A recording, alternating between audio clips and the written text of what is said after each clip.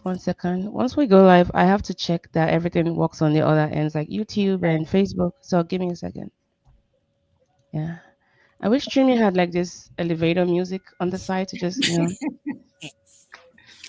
Okay, we're live on Instagram. No, on Facebook. Oh yeah. So let me edit this part. Let me see if I can.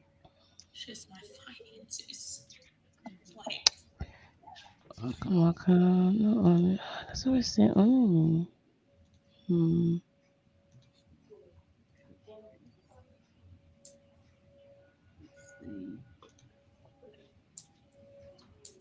How do I share?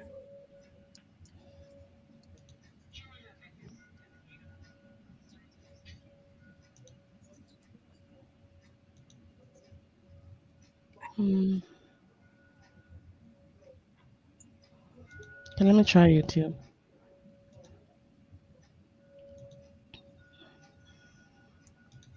Okay, we're live on YouTube. Okay. All right. And then let me go live on Instagram.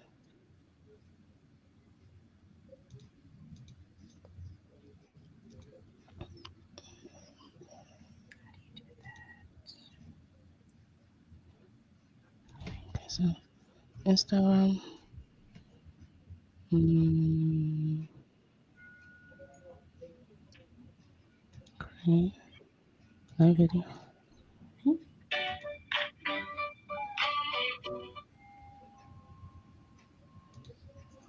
This is the More Sibyl Podcast.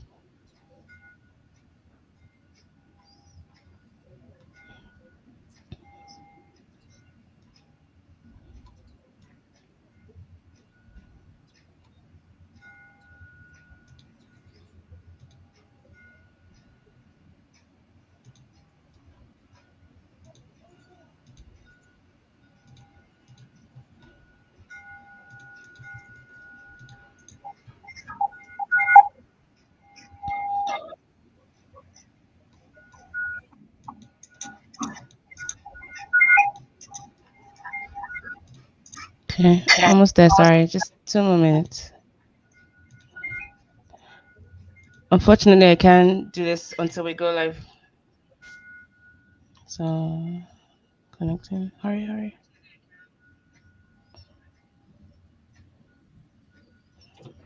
All right, we're live on IG. So go live. Yay. Okay. And then so Instagram. One more for the second account.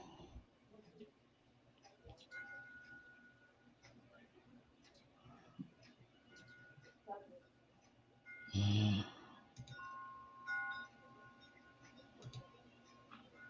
Switch to More Sibyl. Yep.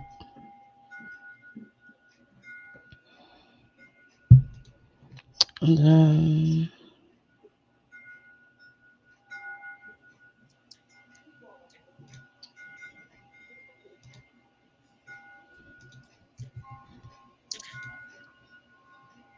okay, so create live video, add a title, audience, public, next, then copy.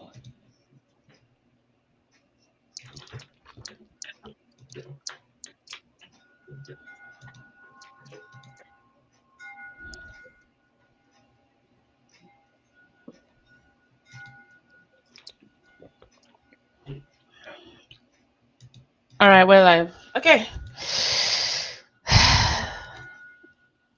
One more.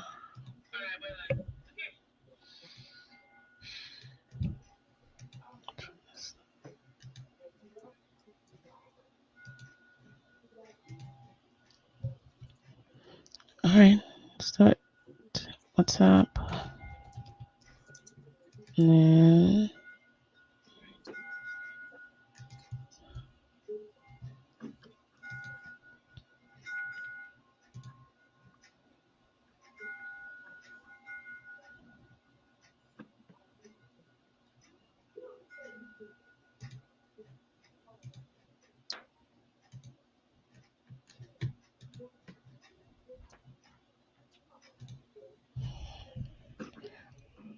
Okay. All right. Can you hear me? We good? Okay. Yes. Whew. Welcome back, everyone, to the More Sibyl Podcast. This is a special live episode where we are just going to talk about parenting across board, especially when it comes to interfacing with the educational system. And I'm joined by a wonderful set of panelists whom I'm going to be introducing in a bit. But if you're just joining us for the first time, welcome aboard. And for those that will watch the replay, thank you so much. This is the More Sibyl Podcast once again, where we explore the cultural and lived experiences of Blacks, Asians, and those who love them. And I'm your host, More Sibyl. And today's show is probably one of the most personal ones I've done. And I know I say that a lot when I tell you guys a lot about my life. But if someone had told me that I'll be sharing this part of my story after all we've been through, I probably would have laughed or cried or maybe both. But here we are because I've learned something powerful. When we set our stories free, we just don't lighten our load. We make space for others to do the same. And I hope that's one thing you take out of today's conversation. Now, today's conversation was born out of a very tough season with my daughter's school, one that left me asking a lot of hard questions, like navigating systems that I thought I was familiar with because I work in a school. And sometimes we felt unseen. But in that journey, I've discovered that just how many parents are quietly walking the same road. And I think it's very, very important that even though school season is coming soon, where we're getting ready with our backpacks and lunch boxes, many parents, especially in immigrant and culturally diverse families, are carrying much heavier burdens, misunderstood children, confusing school policies. Perhaps your child is the only one who looks like them in their schools. Or there's some culturally mismatched expectations and emotional fatigue. But this show is created in such a way that we can build support for those kind of topics, right? And before we get started, I just want to be clear from the outset. This is not about bashing teachers or about bashing anyone. Far from it.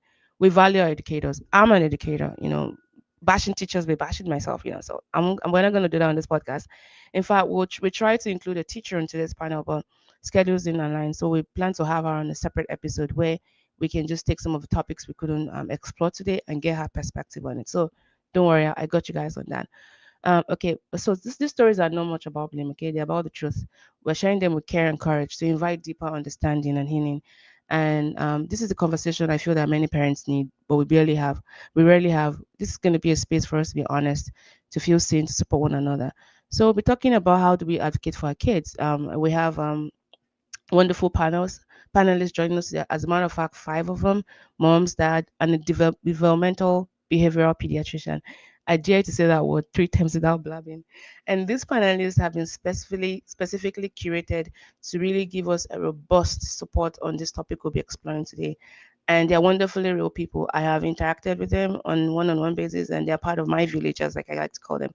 So these are people I trust, people who care, people who have walked a hard road and still show up. So whether you're a parent, an educator, or just someone who believes in the power of community, you belong here. Now let's meet our panelists. And in no order of importance, by the way, because remember I said all of them are special. All right. First is Mrs. Millicent Ololade. She's a nurse practitioner by training and proud mom of four amazing kids. She traded in her stethoscope for the beautiful chaos of full-time motherhood. She's also a content creator, avid reader, and documentary binger. She brings honesty, insight, and hard-earned wisdom about raising kids who don't always fit the mold, and also advocating with both grit and grace. And I highly recommend you follow her Instagram. She's so crazy on there, and she does a lot of wonderful skits. And next one is Mr. Folabi Okubanjo. He's a catalyst and crusader by design. He brings over 14 years of experience across finance, education, tech, and the non-profit sector. He's passionate about building systems that transforms lives, and that includes his role as a father. He'll be speaking from the often overlooked perspective of dads who are deeply involved, emotionally invested, and learning how to lead their families through tough school seasons. Next is my least favorite cousin, wink wink, joining us from Canada. She's actually my favorite, but don't tell her that. She's a devoted mom of two, a nursing student, and a woman of deep faith. Parenting while pursuing higher education is no small task, and she's been doing both in a system that often operates differently from the US school landscape. She brings insight into how cultural values, advocacy, and perseverance intersect north of the border. And Mrs. Farah Stout, aka Gigi. This is RS Gigi. If you follow my WhatsApp stories, you know her very well. She's a devoted Christ follower. She's a wife, mom, proud mom of six, and Gigi to her grandkids and beyond. She serves as a worship pastor and leads the creative video production and worship team at North Church. She's a singer-songwriter and spiritual encourager.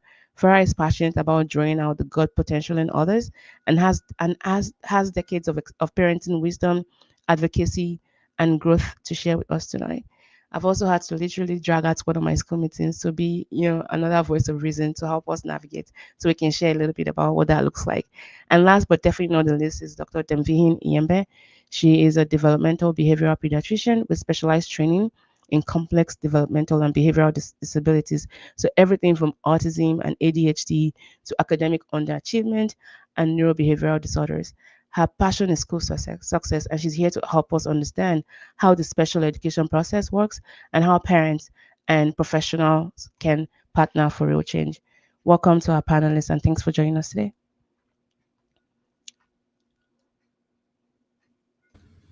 Can you all still hear? Okay, good. Okay. All right, great. So get us started. There's something I said there's a saying that it takes a village to raise a child, but what you don't really see sometimes you have to build yourself that village, one conversation at a time, right? So I guess my first question would be for you, Millie. Can you take us back to the first time you realized that um, when it comes to parenting, Mhm. especially interfacing with the U.S. educational system, you Mhm. had to build your own village, and what challenges did you experience that you weren't fully, prepared for? Um, so we really started noticing. So I went to school in U.S. public system, and then my husband's from Nigeria, so he went to boarding school in Lagos. So we definitely have two different upbringings as far as, I mean, just everything, but specifically we're talking about education. So there was a difference growing up in the U.S. So most people went that I knew went to private or public school, and then I had some friends that went to private school. So you start looking at affordability. My mom wasn't in a position to afford private school. And so luckily the district we lived in at the time was Edmond. So the schools were really great, up and coming, diversity was increasing and whatnot. So once we had children, we had to decide, do we want to do public school or private school and why? And what's best for our girls. So all of our kids are about a year and a half apart. So our first child, she was born. Our first two children were born during the pandemic. So, school wasn't an option, and then also any type of daycare or socializing at her age was also very limited. So she kind of. We already thought she could possibly be on the spectrum slightly because of things that we were noticing. And so we would try to make an effort to sort of get her out, and then we started to think about school because schools were now opening to the children. And so this would be her first year going to pre K. And so with private school, they offered like a 3-year-old pre-K, whereas the public schools offered more of a 4 to 5-year-old pre-K. And so we selected private school. It is quite a drive for us, but we knew that if she did have special needs in the future, that they would have the resources for our child. And so when we went to interview with the school, they said, if we notice anything, if she needs any form of therapy, we bring the therapy to the child. So that way they're not missing any school, you're not having to take off work and whatnot. And so from then on, we enrolled our second child into the same school, and we've just had a positive experience. I would say that while there is a lack of diversity in African American or African culture there, it's diverse with the Asian community, the Indian community, and also the school does a very good job highlighting all of those special months like Hispanic Heritage Month, Black History Month. We learn a lot about Indian cultures. They have festivals, they have parades. They'll have families bring food that from home that's from the culture specifically. So they do a great job educating families about diversity within the school. I also will say another thing that I was not prepared for was all of the extracurricular activities that the school offers. So like once a week there's like, a play date for the age group. Then there's, sometimes we're at 2 or 3 birthday parties on one day. So maybe 4 birthday parties for the weekend. Then they want the moms to get to know each other. So the homeroom mom has to schedule get-togethers for dads parents' night, mom's night, dad's night, plus the school offers a lot of things or opportunities to come in and meet with the staff, the headmaster, and other parents. So we almost have to kind of balance what we can go to because my husband is a physician and his hours are long. I'm the flexible one because I'm at home, but I also have three other children that even though they're within a year's gap, they're still developmentally at different ages. So I have to pick and choose, which activities I can go to. And then sometimes my husband will take them while I keep the younger ones. So it's just the balance. But I do feel like private school for us was better for our oldest child because of her. Is that me echoing?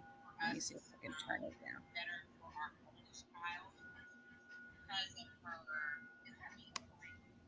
Okay. Um, so with the private school, the classroom sizes are smaller, which we were concerned about her going into a large classroom and possibly being autistic or something like that. And so, the teacher said, well, we've worked with autistic children. We have everything you need. So it just really worked out for us where I have friends that their children go to public school, which is great, but they say the classrooms are overcrowded. There's been some incidents on the bus rides where they're putting, like, I know when I grew up, there'd be one or two kids on the bus per seat. There's like three or four. And so, so we just kind of prayed about it and we made the decision, like, and I also say when you make a decision as a parent, it does seem like life or death, but it's really not. Like if private school didn't work out for us or that school didn't work out for us, we could always go somewhere else. So I say that to say sometimes you just have to do what's best for you and your child and your family.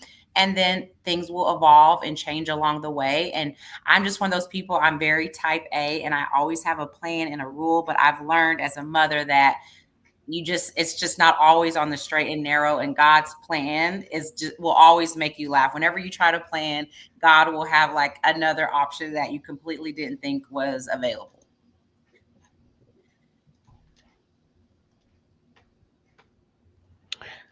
Sorry, can you? I can't hear from my studio. I don't know. I can't really hear you guys from here. Can you hear me Okay. though? We can hear you. Wow. I think there was an echo, One so I second. wasn't I sure if don't know what that was happened. That's why I had to go on YouTube to hear half of what you were saying, Millie, and it sounded like you were the one echoing, but it was from my end. okay. 1 second. Let me try and see what's the. Does your headphone have like a volume control? Because Can I I hear think that I audio? can't hear, but it's often the headphone has like a volume control. Check Okay. if that's what it is.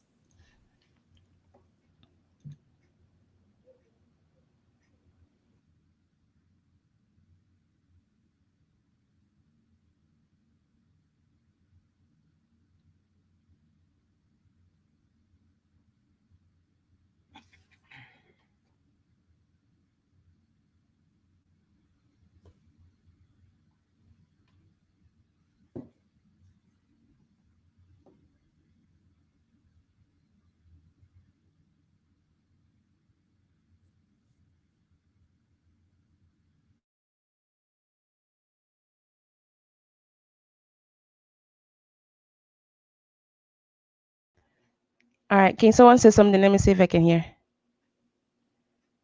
I can't hear. Say I I think something she so we was can muted. hear. Can you I hear think us? she was muted. Yeah, can you hear? Can you hear us now, Mo? Can you hear us? can. No. Try this again. I'm so sorry. It's okay. I've never had this happen ever. I Can don't you know hear? how to even troubleshoot it. Can you hear Can you us hear us Let now? me now? try again. Can you still hear me? Yes, we've been able to hear the Yes. whole time. Yes. Okay. I might have to just echo through YouTube because I can hear on YouTube, but I just can't hear you guys on the studio. Um, Mo, I don't know if you can hear me, but while you're fixing that, Millie, I just wanted to say, like, I echo what you okay. said there. Yeah. Like, every family I'm has just to gonna use YouTube to do hear you what guys when you talk. fits your family. There can be so much pressure to fit into a mold Yes. and be like everybody else, but like you have to do what's right and advocate for your family, your schedules, for the different needs of your kids. And I love that. Yes. Yes. Thank you so much. It's definitely been a learning lesson because, we just give ourselves lots of grace in this household because you feel like you're missing out or some. I know you're as a mom of six, it feels like, when we talk about growing our family and my husband says, well, are we being fair to the ones that we have? Like our time is so limited. We're both very busy. And is it right to bring another child and then take time or an activity or an event away from another one, or just even, I do tutoring at home with the kids like during the summer. And so he's like, can you imagine like you're trying to tutor two kids, you have two babies running around. I mean, it will always be like that. And so you're right. It just, sometimes you just have the guilt of, wow, like, do I have too many kids and are they all getting enough attention? And some need more attention than others. So I know you understand that too. Yeah. And I think that it's important this is something that we practice in regard to activities is like having them choose like one main activity in a season if they wanted to try different things at different times. But we can be guilty in our Western culture of overload. Yes. And it overloads everyone. Yes, it does. And sometimes that pressure of wanting to keep up, or what you said, like, I don't want my kids to feel like they're missing out on something, but sometimes even helping shape the framework of we're living counterculture, like, and I love what, like, you have to pray, because we are a faith family as well. And so like, what is the sacred rhythm for our family and even for that particular kid? Because in a household with many different personalities, or learning styles, like being okay living outside of the norm. Yes. What people say or culture might say is the norm. Yes. Yes. And when you have, at least 3 or more children, you're already kind of outside of the norm. And so, but people have just been very supportive and loving, with our family and completely understandable. And anytime I do get an opportunity to meet with a group of moms or the teachers, I give the disclaimer, like, we really want to try to go to everything. And I would love to bond with you guys and get to know you guys. But I have 4 kids. And so, we come when we can and, so it's not always going to be perfect. And so that's what we're learning now, especially this past year with 2 girls being at the same school.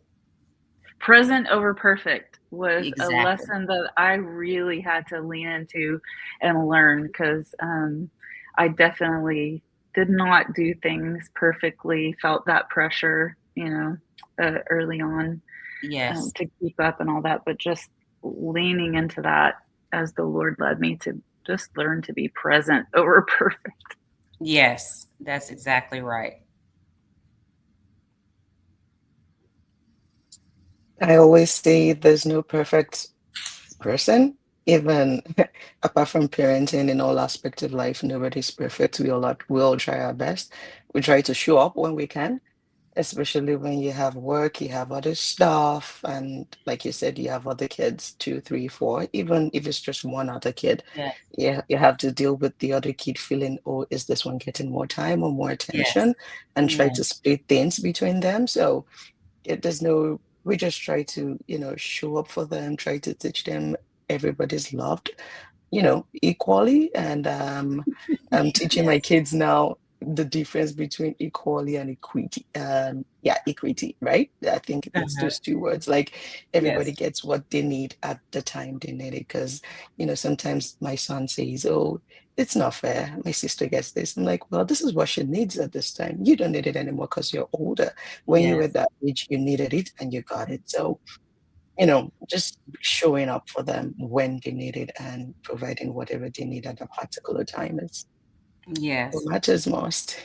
Yes, my older 2, they're like the divas of the 4. And so, they are so aware when, there like might be a Halloween parade. I mean, their school's always having so many activities during school time and then after on the weekend. So, they'll say, well, Mommy, you weren't at the Halloween parade. And I'm like, well, honey, I just had a baby and you got to participate. You got to dress up. your teachers send videos. They're like, well, everybody else's mommy was there. Everybody else's daddy was there. And I said, I understand, but you're blessed to have several siblings and your dad has to work to provide. For that costume you got to wear to your Halloween parade, your dad had to work so we could buy that. So daddy can't always come to everything. And so we'll make sure that for your Christmas, performance, we'll both be there for that. And so at their age, I mean, the logic is not always developmentally, they're not there yet. And so they just see like, oh, their parents they get this, or my sister gets this, and why don't I get that?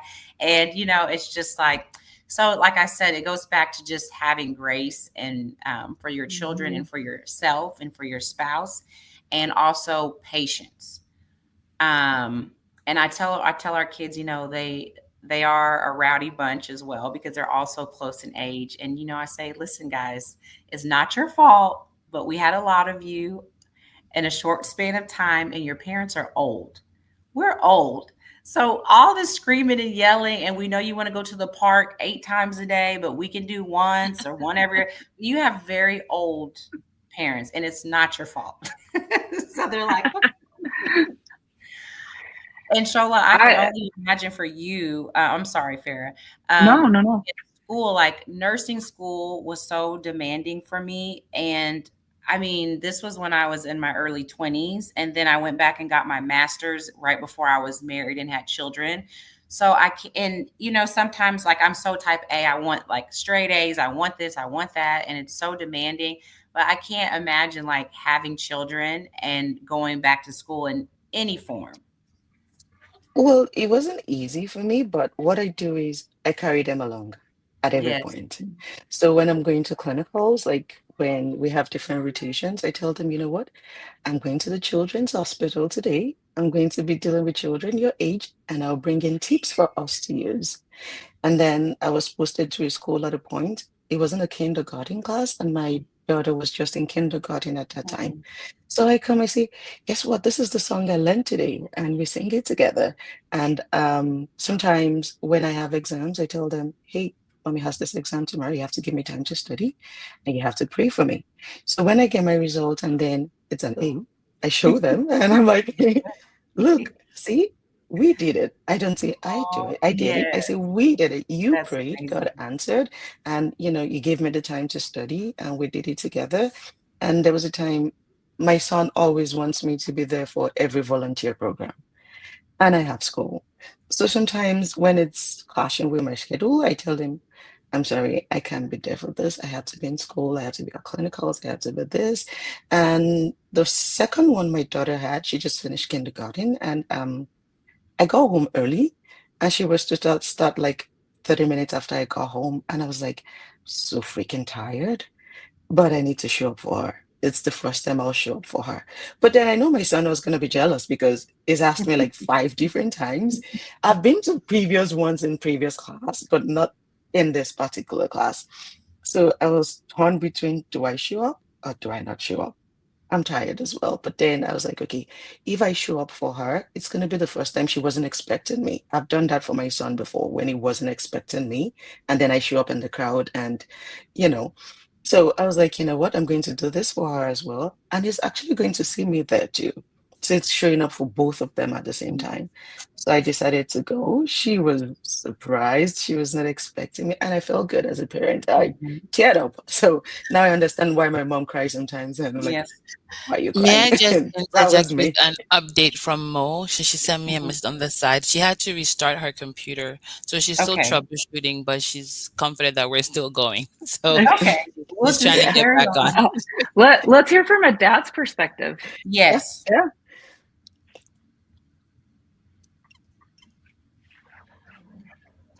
Well, um, my perspective regarding what exactly? I think I work better when I say something. You kind of go on. Like in regard to that tension of showing up for all the things and how you decide what you can be present for, how you frame that for your kids, or even supporting your wife in that as well.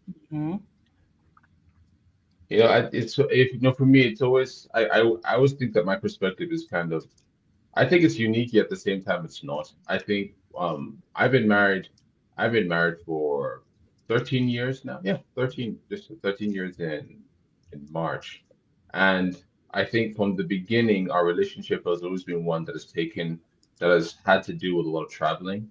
I've spent a lot of time in Nigeria and the US and the UK, so I've traveled quite a bit. And I think it's put our relationships from the beginning when we had our children in terms of what had to be done and how they had to be taken care of and going to school in terms of a case where we always just kind of work to be there for each other no matter what. It was never a case where this is one specific thing that you have to do and I know nothing about it.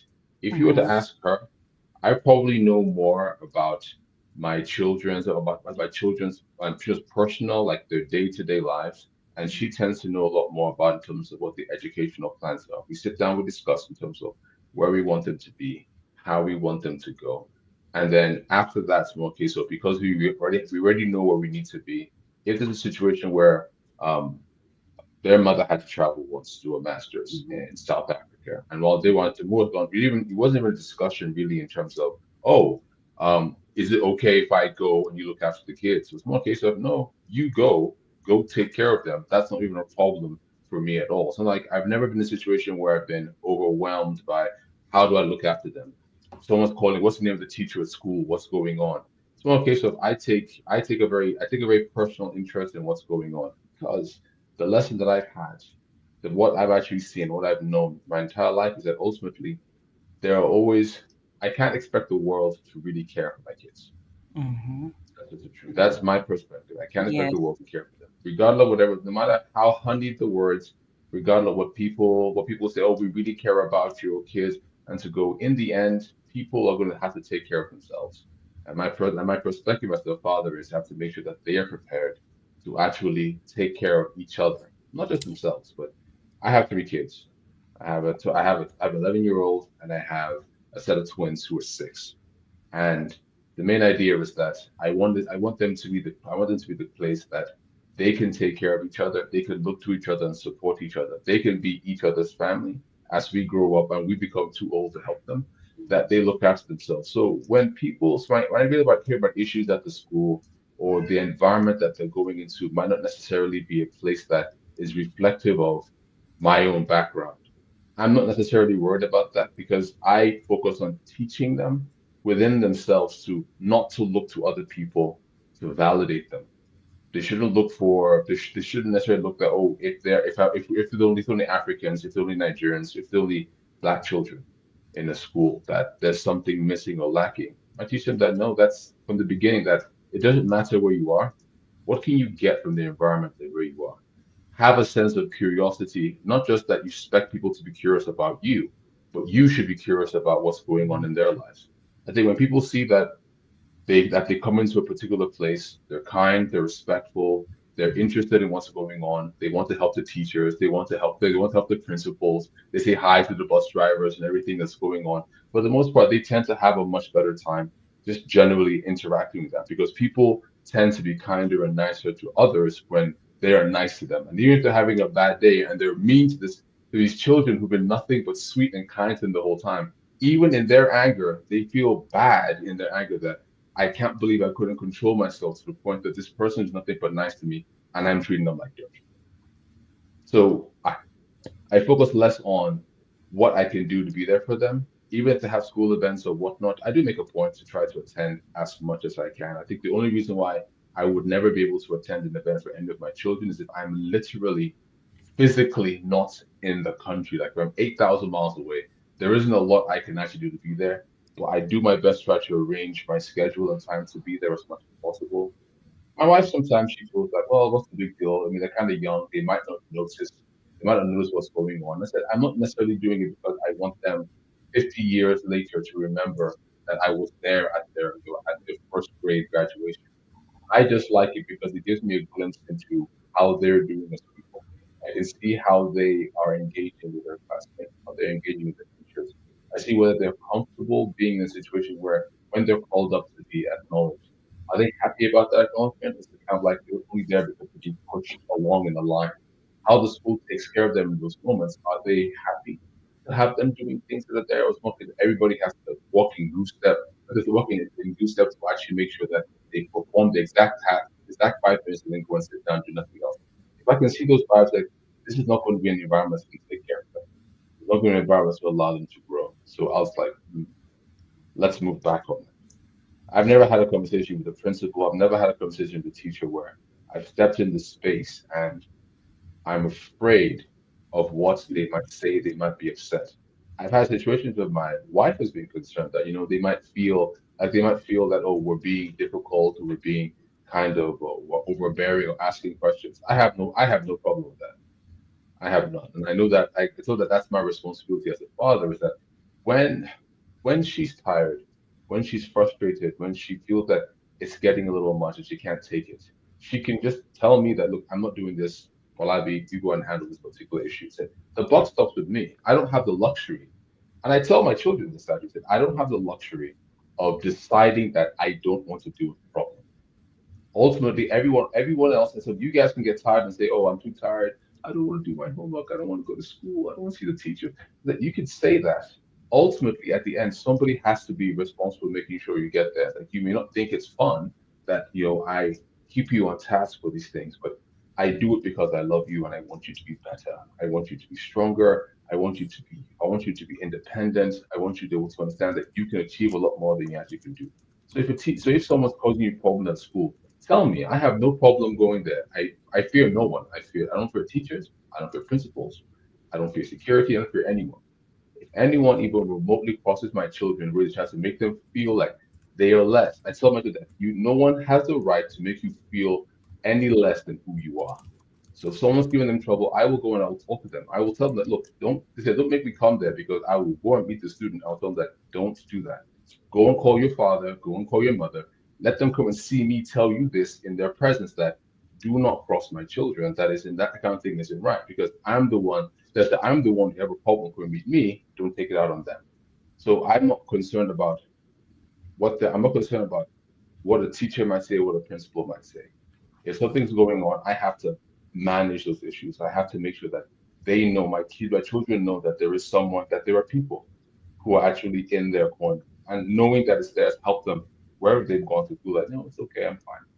My mom, my dad, they'll be there for me no matter what. So if they have a problem or issue, they can talk to me about these things. So in the modern day, in this modern day where people are concerned a lot in terms of making sure that we are responsible, like we are able to make sure our children feel heard, to feel seen, to feel taken care of by by society. They're concerned about diversity and some of the things that are there. I'm aware of the challenges that people have.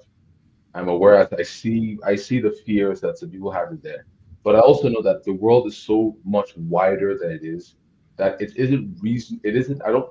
personally don't feel it's reasonable to expect that wherever it is that we go, you should expect an even mix of people that are there. If I want my children to get some of the best aerospace engineering, I will do my best to find the school, to find a country that has the best aerospace engineering. And the reality is, it's not going to be a place that feels exactly like Nigeria. No. They're going to enter that particular space and they're going to feel like, it's just me. I'm this here by myself. It's a strange environment. Everyone speaks a different language. People do things. People dress differently. People, like, I don't speak the way that they speak. They kind of look like weird. It's like, well, yes. As you're going to this place, it's going to be you. Don't focus on how different the place is. Focus on what you can take from there. Never forget who you are. You know where you're from. You know where your father's from. You know where your village is. You know the language you speak, and you know who I am. I will make sure that you come back and never forget where you're coming from.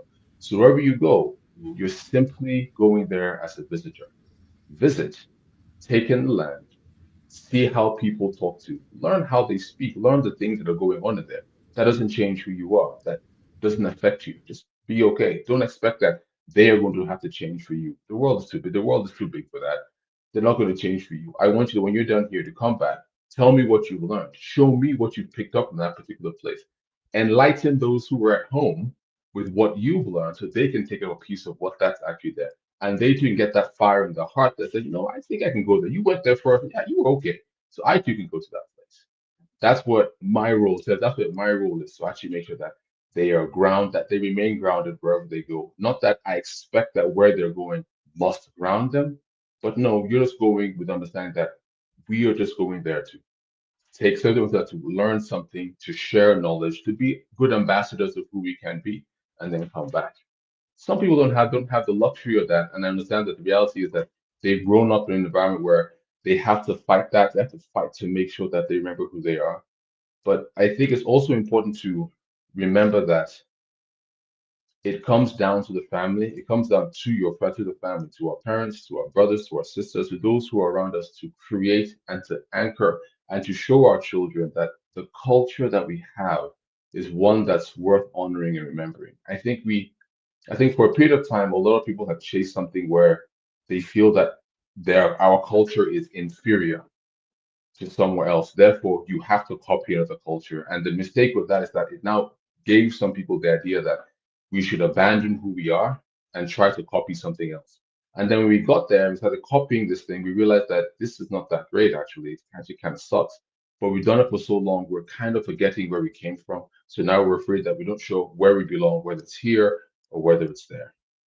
So in trying to find, is they're trying to raise diverse voices and trying to ensure that people have the capacity, it's like equity, equality versus equity, the statement, trying to everyone has an equal opportunity to get something, not necessarily adjusting things with an equal outcome, no matter how much or how little you put in. It's still a place where you should reward people for, doing what they need to do. They put the work in, they put the effort in, they're willing to push themselves beyond the limit. There should be something that actually should be rewarded to them for that effort they put in. And those who don't want to put that effort in, you can still get something, but just you shouldn't feel upset that it's not nearly as much in terms of what it's going to be. But you can't get that if you're not trying to focus on or what you want to get at the end, but rather expecting that someone else should come and tell you what the goal should actually be. And that's my perspective in terms of managing how children, so imagine how my children see their education, how they see what they're doing and where they're going. Yeah.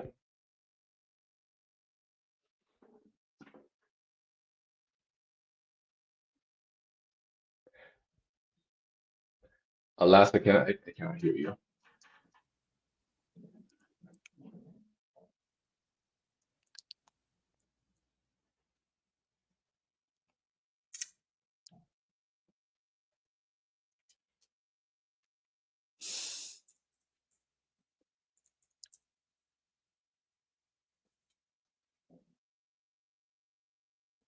Is everybody, can I hear, well, I can't hear you, but can we hear everybody else? I can hear myself. I can hear you. Can you guys hear me? Okay. I can Yeah. hear Yes, I everyone can. else. I can't hear Mo. Yeah. Okay. Okay, we can hear each other, we just can't hear you. Yes. Yes. Very faintly, but yes, I can hear you.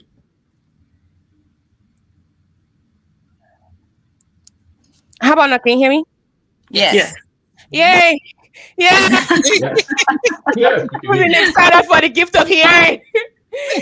Oh, thank goodness, because I was a little concerned I was getting a little long there. And it's like, well, she's gonna say something. I had to reset my computer, and thank you so much for all of the profound thoughts you shared, Afolabi. I think the comments have been going above as well. Thank you all so much. So, because I couldn't hear everything else until when Afolabi was talking about the PTA and his wife and all that. So I'm just going to ask another question, and if you've answered, you just let me know, because there's no background there. Shola, I don't know if you've spoken about your own experience. So Canada is often praised for its inclusive education policies, but we know that lived experience doesn't always match policy papers. So as someone who's not just being a student of nursing, but also doing all these things while you're parenting in Canada, what has been the biggest surprise for you in navigating the Canadian school system as a parent?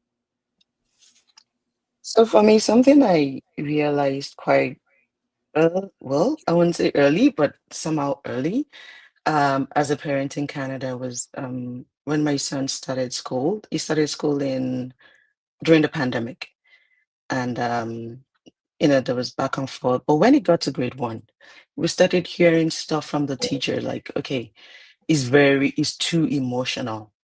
He'll come home crying like 4 times a day in a week, 4 times out of 5 days in a week. He was the kid who is always crying on the school bus. Is the kid who is always crying in school. And then the question is, what's going on? What's going on? What's going on? But we realized that at that time, there were a lot of changes happening. That was when we had a sister. That was when we moved to a new community.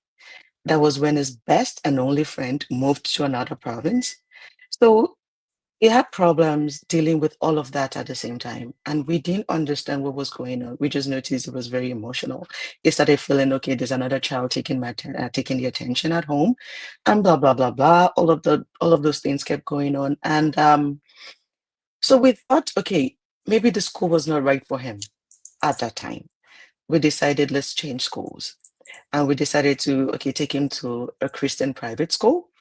And I asked, we had a lot of friends there. Okay, we're trying to do this, take our son to, maybe it's going to be more balanced for him to manage him, and it's not going to be described as too emotional at that time. And my friend told me, you know what, I'm pulling my kids away from that school. I'm like, okay, hold up. That's like the grand standard. Why are you taking your kids from there? And she said, she talked about her own experiences, bullying, blah, blah, blah, blah. Okay. So we decided to try another school, another Christian private school. And we contacted friends who had kids there. And they were like, they're pulling their kids from there, going to the school the other one was taking their kids away from. So I was like, oh, okay, hold up, what's going on? So we paused. And then we decided, okay, let's go to another public school. We asked around, and people were like, no, don't bother. Don't try. It's not good here. So we sat down and we were like, wait, like Dr. I'm not sure, Afolabi said, the system cannot fix your kids. The system cannot help you. The system cannot train your kids. So I realized that quite early that no matter where you go, private, public, Christian, non-Christian, it's going to be the same everywhere. So I told myself, okay, wait, what does my child need? And where can he actually do well? There were some schools here that has like kind of Nigeria, they wear uniform. And, when we were in Nigeria, we wanted our children to go to schools where they don't wear uniform. When we got to Canada, we want our kids to go to schools where they wear uniform. So it was like, this particular school, they have homework, they have discipline, they have all the things we want. And then I looked at my child. My child is not someone who would thrive in a place that is extremely firm. And I said, if I take my child there, I'm going to break this boy.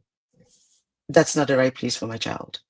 So I decided, okay, where you are, we're going to stay there and we're going to work things out, because there seemed to be a better community there for him, with friends, with neighbors, with stuff like that. And I realized no matter where, academically, spiritually, physically, morally, you have the responsibility to teach your child. No school will. No other parent will. Nobody will. So we decided, okay, it's going to go to school. Even when we ask, okay, you have a birthday party, what do you want to come in your school? And they end up coming with just one or two people. And I ask myself, didn't you have friends in school? And I realized the friends they have are the friends we as parents have, and they play with their kids. So what exactly are they doing in the school? When we say, okay, they're going to school for interaction, for communication, are they actually getting that? And I stepped up as a parent, like, okay, you know what? I will do that part for you. Whatever support you need academically, I'll get that extra support for you. Whatever you need spiritually, I will be there for you, get that support for you. So the system is there to help you, but the system, you had the foundation of your children in every aspect. So that's what I realized with the system here.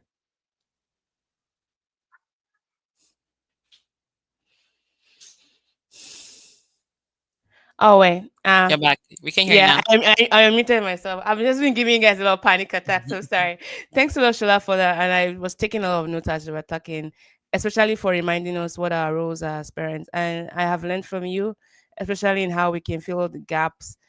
Because I think coming from Nigeria as a parent, sorry, when I was in Nigeria as a student, I don't.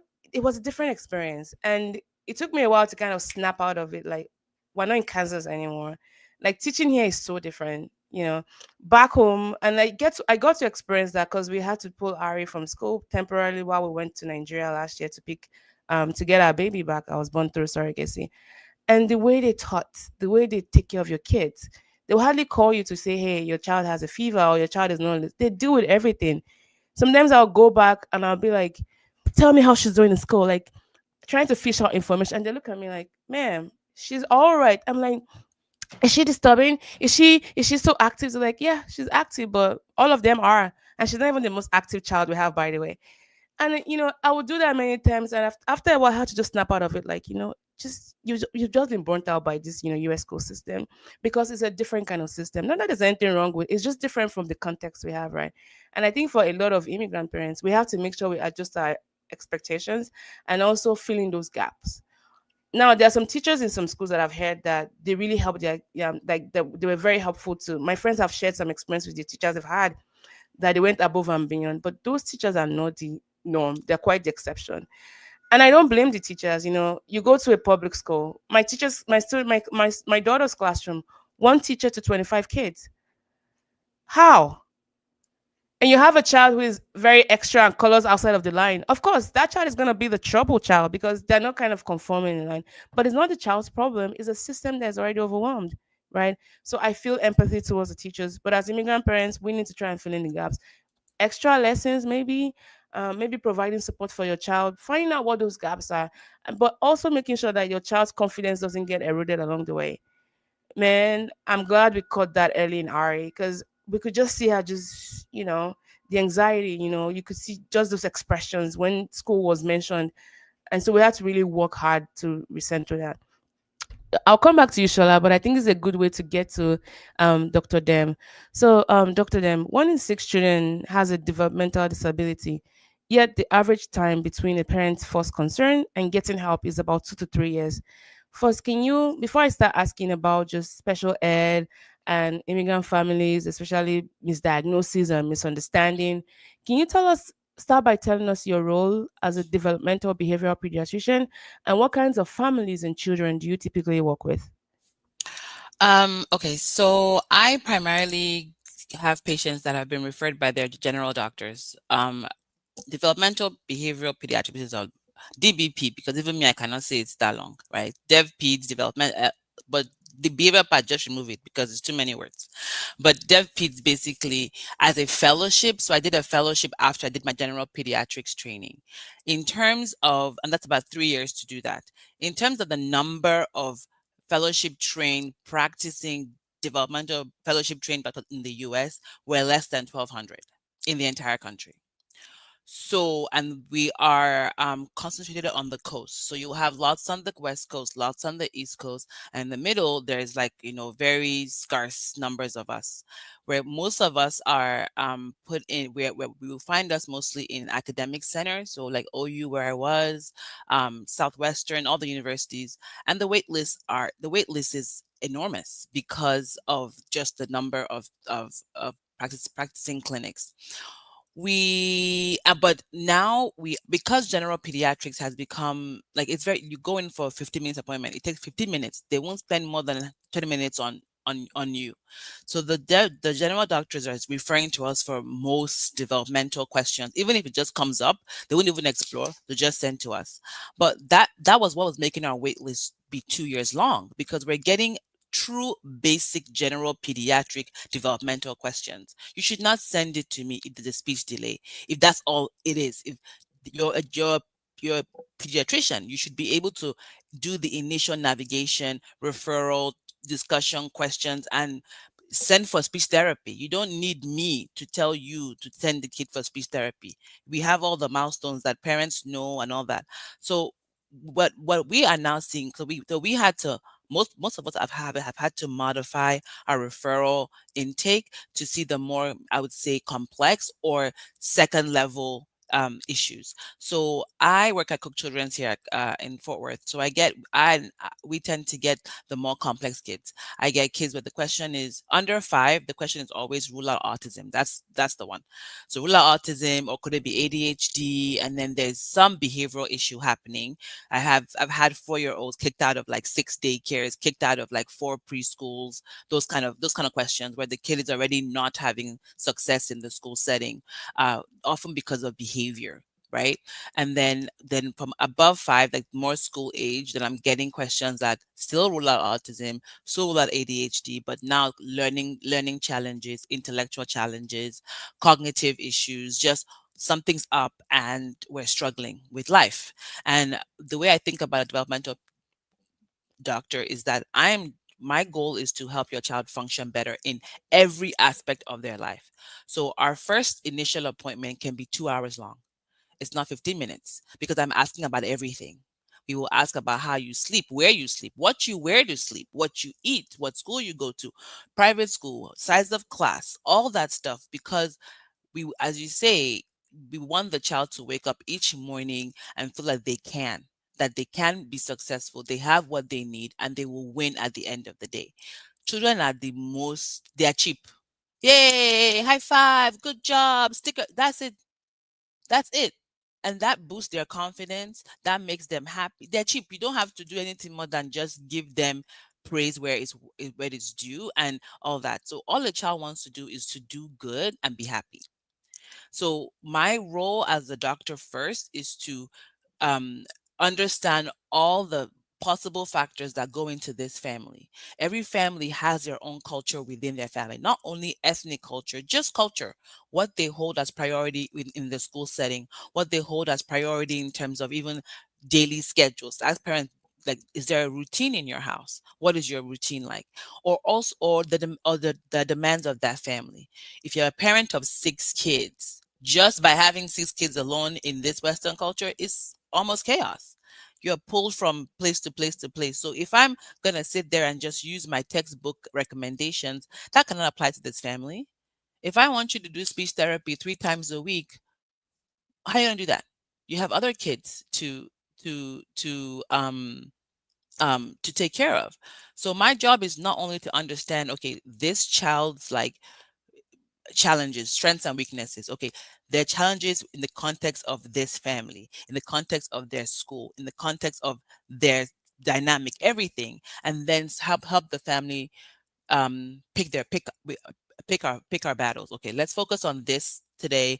Let's come back in 3 months, 6 months, and then we'll see. Then we'll pick the next one. So again, I work with these kids till that they're about 20 something years old. Some of my more complex kids, we're keeping them till they're in their 20s because developmental peace does not exist in adult medicine. So when parents have been with us for like 16 years, they're like very reluctant to go. So my very like nonverbal, very low, quote unquote, low functioning, let's just use those like words to make it clear to understand. We hold them as long as we possibly can because the transition is exceedingly hard. And so I'm seeing autism, ADHD, learning challenges, genetics conditions that cause developmental delays in what way. And as I said, my personal passion is school success because our kids spend most of their day in school. When they're home, they're playing and then they're asleep. So most of their active, constructive day on the school term is in this place that we are not in. So we have to understand what is happening. I try to educate my parents, on how to better move in that circle, but also how to understand where the school's limits are. So Mo made a good point. Everybody made very good, valid points about different aspects, and I agree with you, and I want to add to that. So first things first is, yes, you are the foundation as a family of how this child enters the school setting and understands what is expected of them in that setting. And you also add your values. If you Whatever values you hold about educating, learning, school structure, um school structure, I'll answer a question Millie in a second. You have to you set that up from the beginning, right? Then you pick Shala Mo. This banner I cannot see. I want to make sure I get people's names correctly, so I Okay, can't no really problem. see. There we go. I Donna can take is, it down. I thank can you. take it down. Yeah. Shala made a point about trying to figure out what setting, private school, public school, Montessori, all that stuff, right? But she had to take a step back and look at her child and look at what their abilities are as a family, what they want, and then take that decision from there. So, as you said, there's reviews for everybody. Everybody has a review, an opinion on this school, this teacher, this place. You have to sit back and look at what it is you feel first, this child. If you have a more emotionally reactive child, a little bit more sensitive, like, just an empath, like, let's use that, right? Instead of sensitive, then you have to understand, okay, this child may not do well. They need some firmness, but not rigidity. So this teacher, this setting, do I feel like this will work for my child? And sometimes you can only get that to about 80% of what you like. There's no place will be super perfect. You might have a great teacher this year that just got it. Oh my God. But then next year, that person is only going to be somewhat similar. So again, it's helping your children understand that they also have to learn to adapt with change, right? That they also have some growing to do, that there's an expectation that I, as a parent, I will do whatever I can to put you in as much of the right environment as I possibly can for you. I will teach you the tools and help you practice the tools, but you also have to learn those tools, and in your learning and using, you will start to modify. So that's what I do. I think I answered that question. I think Thank Millie you. Millie Yeah. sent a question about ADHD and autism and Yes, yes, overdiagnosis. yes. Let me ask that. Yeah, I can. That was gonna be my next question. Thanks a lot then for at least letting us know what you do and the kind of families you typically support. Now, let's talk about the alphabets, right? For many parents, especially first timers or immigrants, terms like ADHD, IEP feel like foreign languages until they are thrust into them without a guidebook. Now, my question is in two phases. What are some of the early signs that a child might need closer attention, and for families just beginning this journey, what does that look like, right? And then studies show that Black and brown children are more likely to be labeled as disruptive than diagnosed appropriately. And also, we know that cultural misunderstandings often widen that gap. So, what are some of the early signs, and how do we avoid being, mislabeled or either over or even underdiagnosed?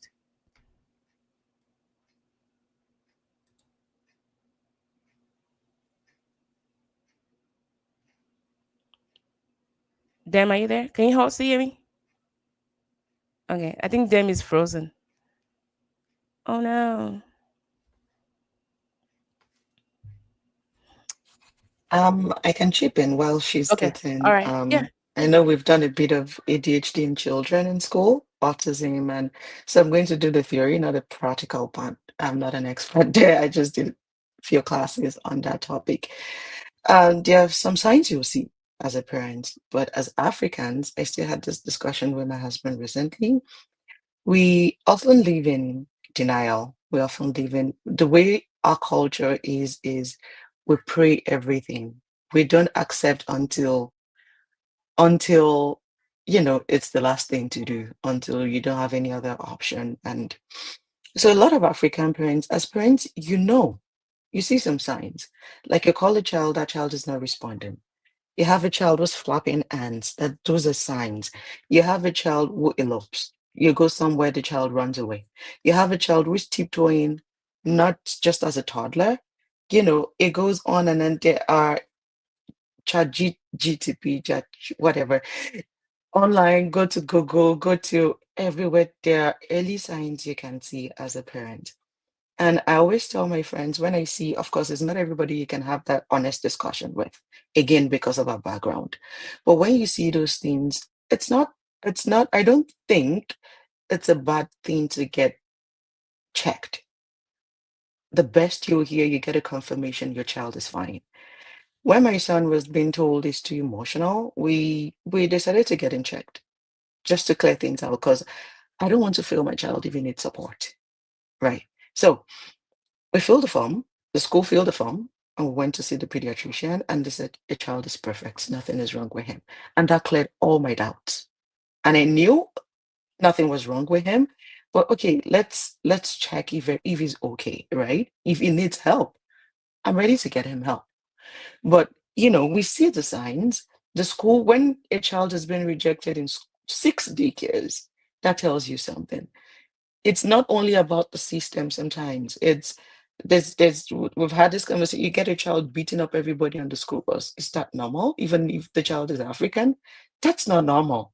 You need to sit that child down and, okay, find out at home. Is this child, you see parents tell you, oh, this child does this only at school, not at home.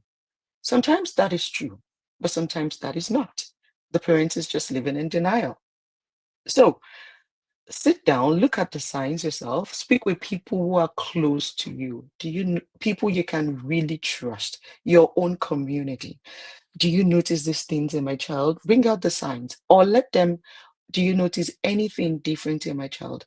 And they'll let you know, okay, I noticed this. And it's your job as a parent to go back, sit down, and look, step out of that parental position and look closely. Okay, do I notice these things, this signs? The science is science. It's not things that you have to go think about. It's science. They are obvious signs. So does my child exhibit these things, this behavior? Have you tried to fix? Or have you tried to speak with your child? Have you tried every other option? Is it working? Is it not working? It's not a bad thing to ask for help when you need the help for your child. It's all for that child to get better.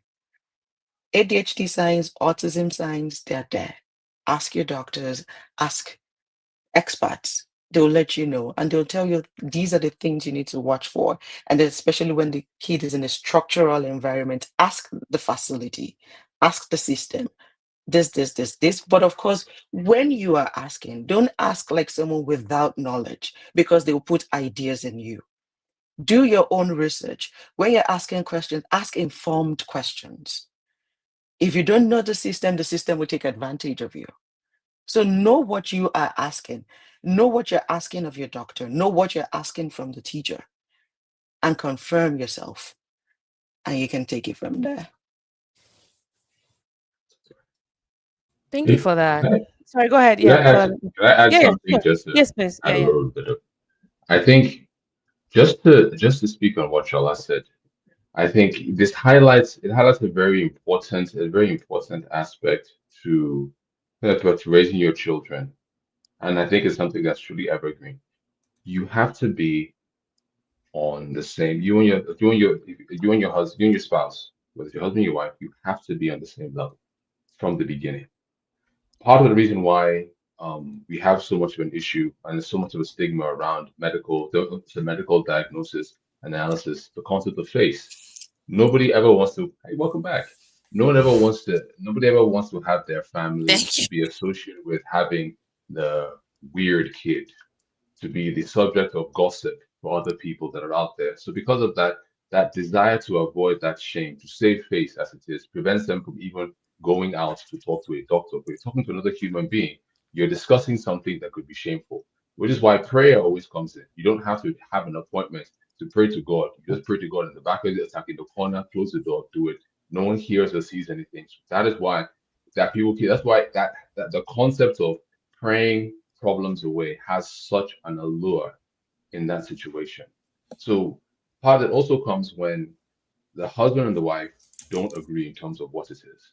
A wife feels that we should go and see a doctor, but the husband is so actually so concerned that in his family, that he's in his brother, especially his brother is a rich person. They don't have any problems. But I'm the one they'll be discussing at the family get together that his children, I don't want to hear that kind of thing. No, nothing. So because of that discord, the child suffers, so the child doesn't get the help that they could need.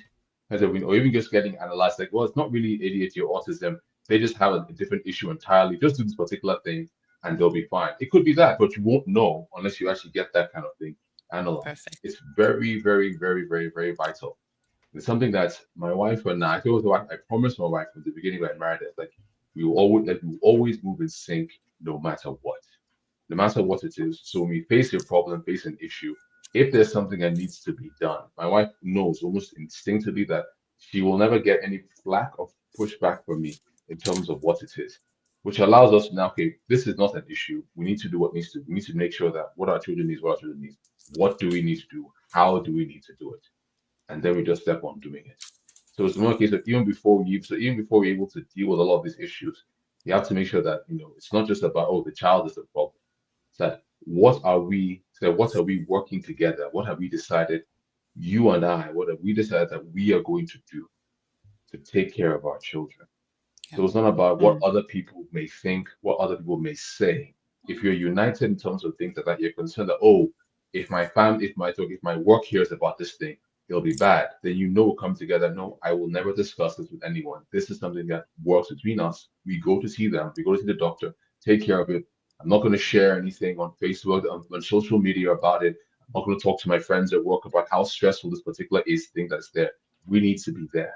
Because if it's a case where, one side doesn't feel they can trust the other, they're not going to want to put that support behind it. And then now becomes greater to solve the problem that helps everyone. I feel like I'm taking this on by myself. Mm. You don't get access to what really helps or really matters. And then the problem goes undiagnosed far longer than it should until it gets to the point where it's now essentially uncontrollable because now it's truly beyond our capacity to do anything. And now it all comes that, well, if you had said something about this years ago.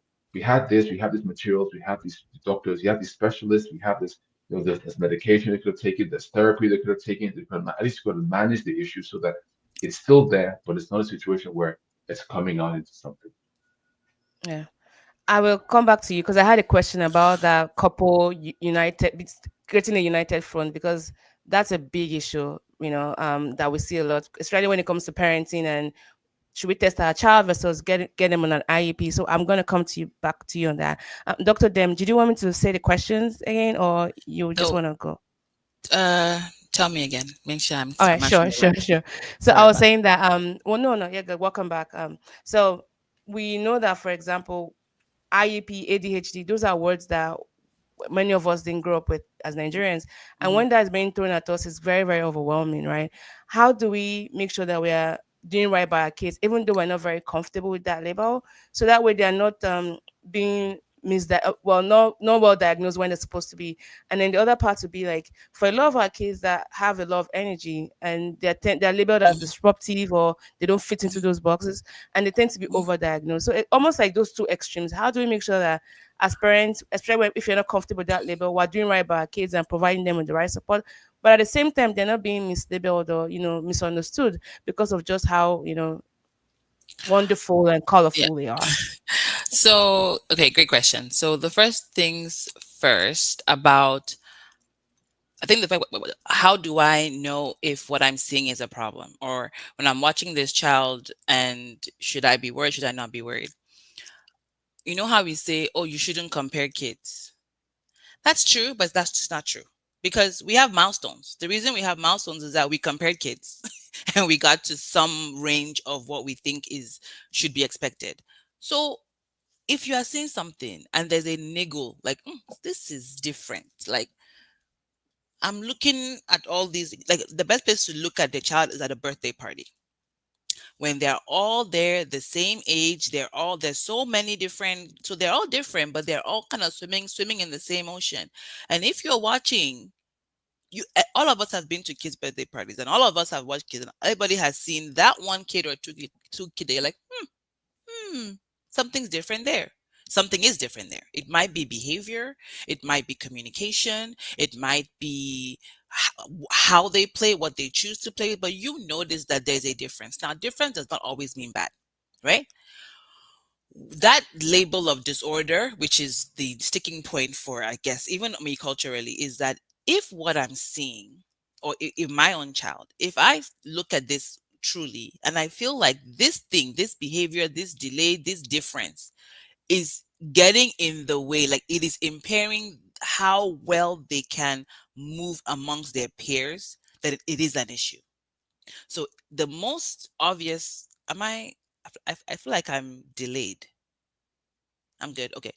The most obvious thing that parents will no doubt seek therapy for right away and all that is delayed talking.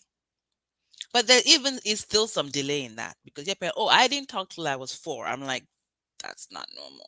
Like that's does not mean that's okay. But again, there's still some delay with that in like, but if a child is not talking, we are going to okay, we're going to see, I can see my video being glitchy as well. That's why I knew something was up. So they will do that. Okay, the next one is then the behavior. So if we have truly disruptive behavior where the child is being kicked out of school, they're fighting a lot, there's all of that. Okay, they're going to come and talk about that, right? So then is the more subtle ones where it's like still within the realm of typical. Oh, he's 3, or oh, he's a boy, or she's just vibrant. But that is not necessarily, and it's also about um uh perception. So you might be in a classroom with a teacher, a decade teacher, that person's entire energy is level 2 energy. So they want their entire class to match their energy, which is here. Well, we know that some kids are level 3, level 5, level 10. So just that fit, there will be an issue because the teacher, or even with parents, we have some parents that are mellow, chill, just lackadaisical energy. That's fine. Then God came and gave them the opposite, right? And the parent is confused because it's like, is this so? I like Dr.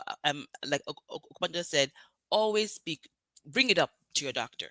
Now, I have been in a position where I received these kids from the pediatricians at age 5, and parents are giving me the story, and they've been saying that since they were 2, since they were 18 months, I knew something was different. And I went to my doctor, and they told me they told me I should just keep watching. I don't fault the parents because they did do their part. They did try. This kind of discussion where we are making it a little bit more public, we are having open discussions, we are willing to share our stories outside, that helps families because if I went to my doctor at 2, at 2.5, and they're just brushing me off, but I know that Mo had told me that she had challenges at school, then that person and Mo has been willing to say it outside, then I can maybe go and ask Mo, hey, I know your own is different, but me, what do you advise? So um having non-formal forums like this and being public about our stories help people help people help people know how to seek out services. That's one. Then um I tell families that, as Mo made a point, the US education system overall is a little hampered by a lot of things. Like, one, we don't necessarily, I feel like as a Nigerian myself, grew up in Nigeria, raised in Nigeria, there's a way that we don't have the same sense of community in the US, like I would say we have back home. So at home, I can be disciplined by anybody, and my parents are not. They're like, that's correct. Discipline her. If she did something wrong, yeah. So my teachers, my aunts, my neighbors, if they see me doing wrong, it is well within the community to hold me to account, right? In the US, I feel slightly different. And that's just where we live, right? Okay, so the teachers are also a little hindered by how they can engage our kids. And if they see that this child requires more hands on, more, then it's like, that was not within my job. Oh, that wasn't what I was told to do. I need explicit instructions as to how far, how well I can work with this child, right? And without, to then they push it back on the parents to go and get them diagnosed. Something is wrong, something is different, all that one. And sometimes it is fundamentally the fit issue, either the teacher and child fit or actually the school and their fit. Hence, Shola was talking about which school should I figure out for my child. But without first even accepting that, or looking at your child like Millicent did and say, okay, what does this child need? And are they having a good time? Children should be enjoying each day. There will be wins every day and there will be challenges every day, but at the end of the day they feel like I had a productive day. If that is not happening on a consistent basis, then something is up. And a parent should be able to see that and say, yes, okay, is it in our home that the issue is? Is it in the school setting? And what should we do about it? If I don't know, okay, who can inform me? The doctor, my neighbor that shared the same similar story, my pastor. But it's okay not to know. But you also have to go and accept that you need to seek out an answer. Thank you so much. That was, I mean, it got me a little teary eyed because it just cast my mind back to um, my experience with our daughter and just, seeing some of the changes. Now, for context, our daughter attended private daycare for the first 4 years, very small class, and the woman was great. I mean, as best as you can have a non-Nigerian taking care of a child. She was very hands-on. We never really had anything to like work together with Ari. She would give us feedback. So whenever we would have questions from Ari's teacher, when Ari transitioned to public school, she was one of my reference point. Like, hey, her teachers are saying this and that. I mean, at home, there's a way as parents you just kind of overcompensate for your child's, deficiency, as it were. You have structure at home, they have their expectations. But the moment she was thrust into public school system, my daughter changed. And then you will hear, oh, Ari is great in the morning, but in the afternoon she declines. And I'm like, so I'll talk to Ari, what is going on? Like, as a Nigerian mom, you're like, please don't go embarrass your family in school. Oh, hurry up and sister, sit down.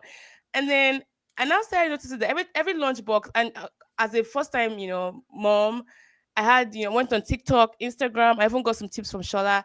Her lunchbox was like, colorful, had everything in it, the things she would like. She'll come back home untouched. Why are you not eating your lunch? So I had to put two and two together. My daughter wasn't eating lunch because there was a gigantic clock in the cafeteria telling them they had 10 minutes. And so I was like, can you please watch the CCTV? I don't think this girl is eating lunch. Our teacher would line them up. They'll get into the cafeteria and then they would see her just bring her lunchbox back. So they just thought she was eating. My daughter was hiding in the bathroom, which is not like Ari. So I'm like, we need to work on the lunch. So if you're telling me she's declining after lunch, it doesn't take, rocket science to she's not eating, her nutrients are not getting there. So we had to tell Ari, it's 10 minutes here. And then I volunteered to start chaperoning during lunch to kind of observe her lunch behavior in the wild. And, so switching her to a school lunch really helped her with that socialization process, getting in the line, picking what she wanted to eat, and then eating the same food as her friends. And she got better with time, right? And I'd say that honestly, because for a lot of us as parents, when we hear those kind of things about our kids, it feels like a personal failure. Like we have failed them, like there's something off with my kids.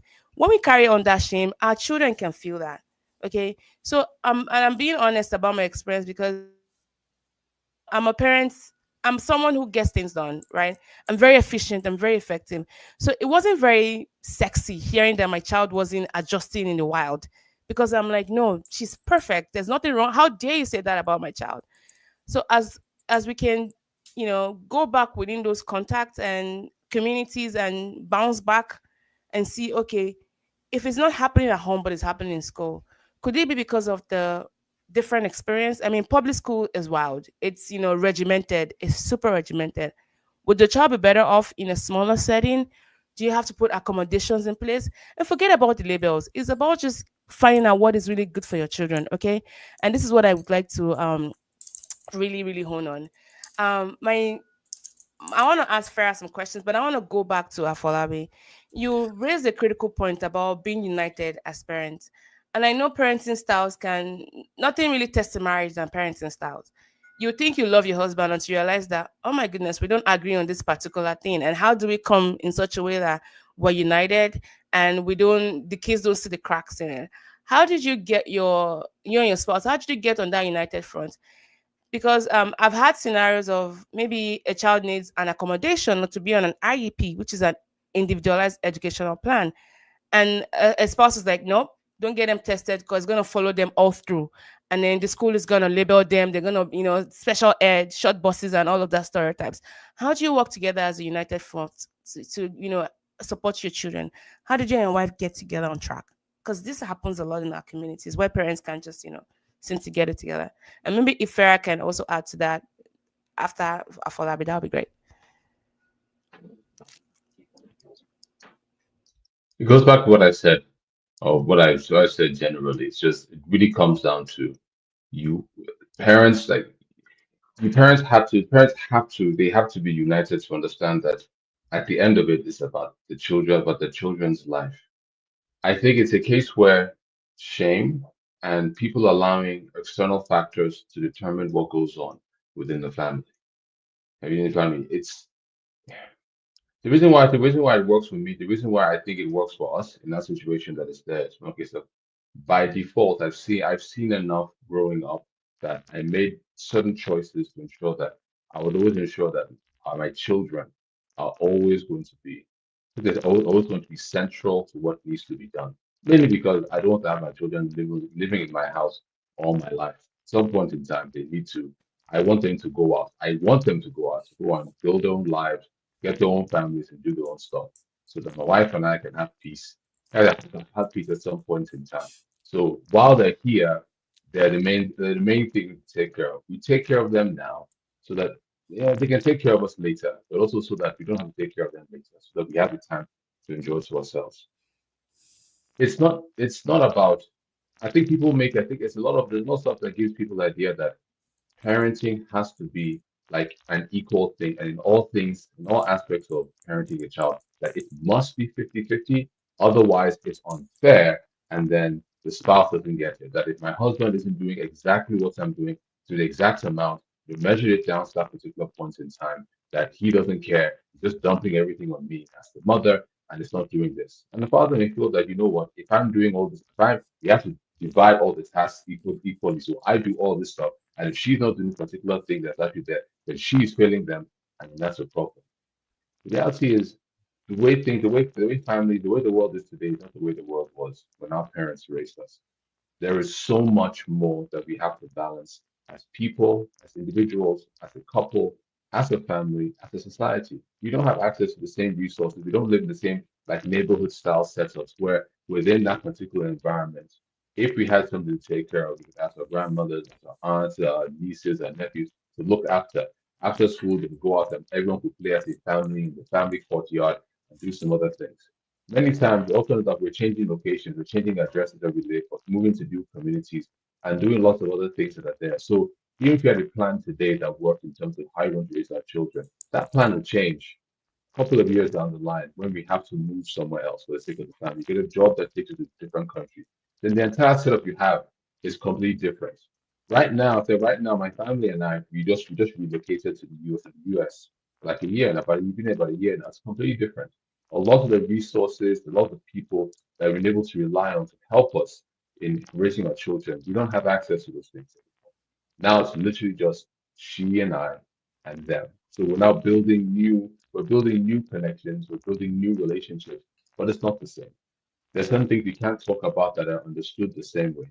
We have to adjust, which means that in terms of what we are doing, the roles that we have actually change.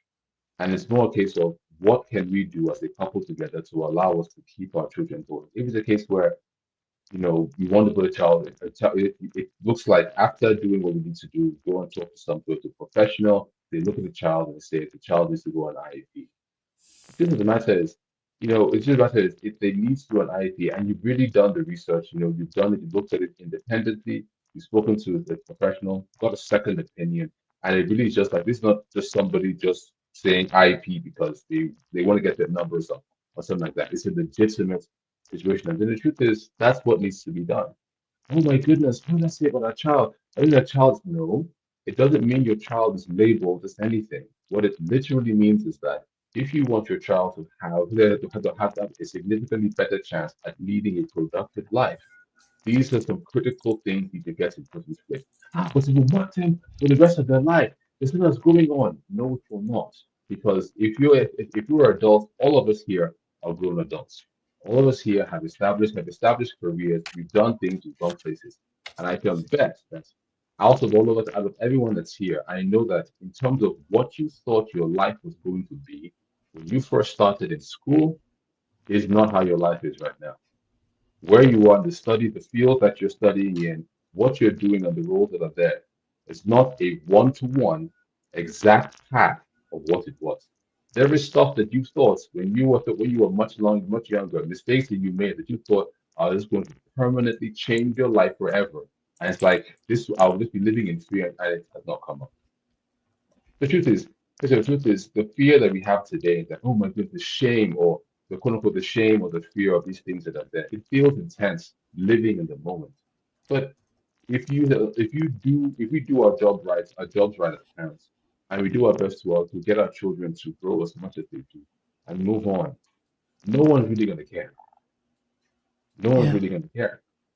And that's just the thing that's there. It's like it feels hard now because sometimes you can't help but feel like it's a personal failing as you as a parent that my child has issue means that we did something. That oh, maybe if I, maybe if I partied less, or maybe if I didn't, drink that was like the one Bailey's Irish cream that one day, something might not happen. Try to create all kinds of, ridiculous ideas to try to take that responsibility on yourself. And because it'll come out that way. No, it's not. The truth Yeah. is, it's not within our power to determine how these things go. It is within our power to make sure that we can provide the best, to give the best, and to not let the outside world determine or make us feel bad because of the hand that we've been dealt. The world you will only know about the hand we've been dealt if we are going around complaining about what we have to other people. I don't complain about the challenges that I face. I don't complain. I don't complain to. I don't complain to other people, and I don't encourage my wife to complain to other people when she has a frustration or whatnot. If she wants to complain about something, she complains to me. I have no problem sitting down and listening to her and let her vent. And no, I will never blame her that this is what's going on. I think it sucks. Lale. It'll Yeah. be better. Things will get better as long as we are together. As long as we're moving on this stuff, we'll go forward. It's not about going after, oh, this is just a difficult thing. I don't know why this happened to me. Complaining about why it happened to you will not change the fact that it has happened. The only thing we can do as couples, but as couples for our children is not to make them feel bad. Which is why, in terms of the comparison, the comparing thing that Dr. Kudem said, I think that was interesting because the truth is comparisons exist. I think I've always taken that statement to believe that you shouldn't tell your children or make your children feel like they're inferior by directly and comparing everything that they do to somebody else. This person does everything better. Why can't you just be like this particular person? That's terrible.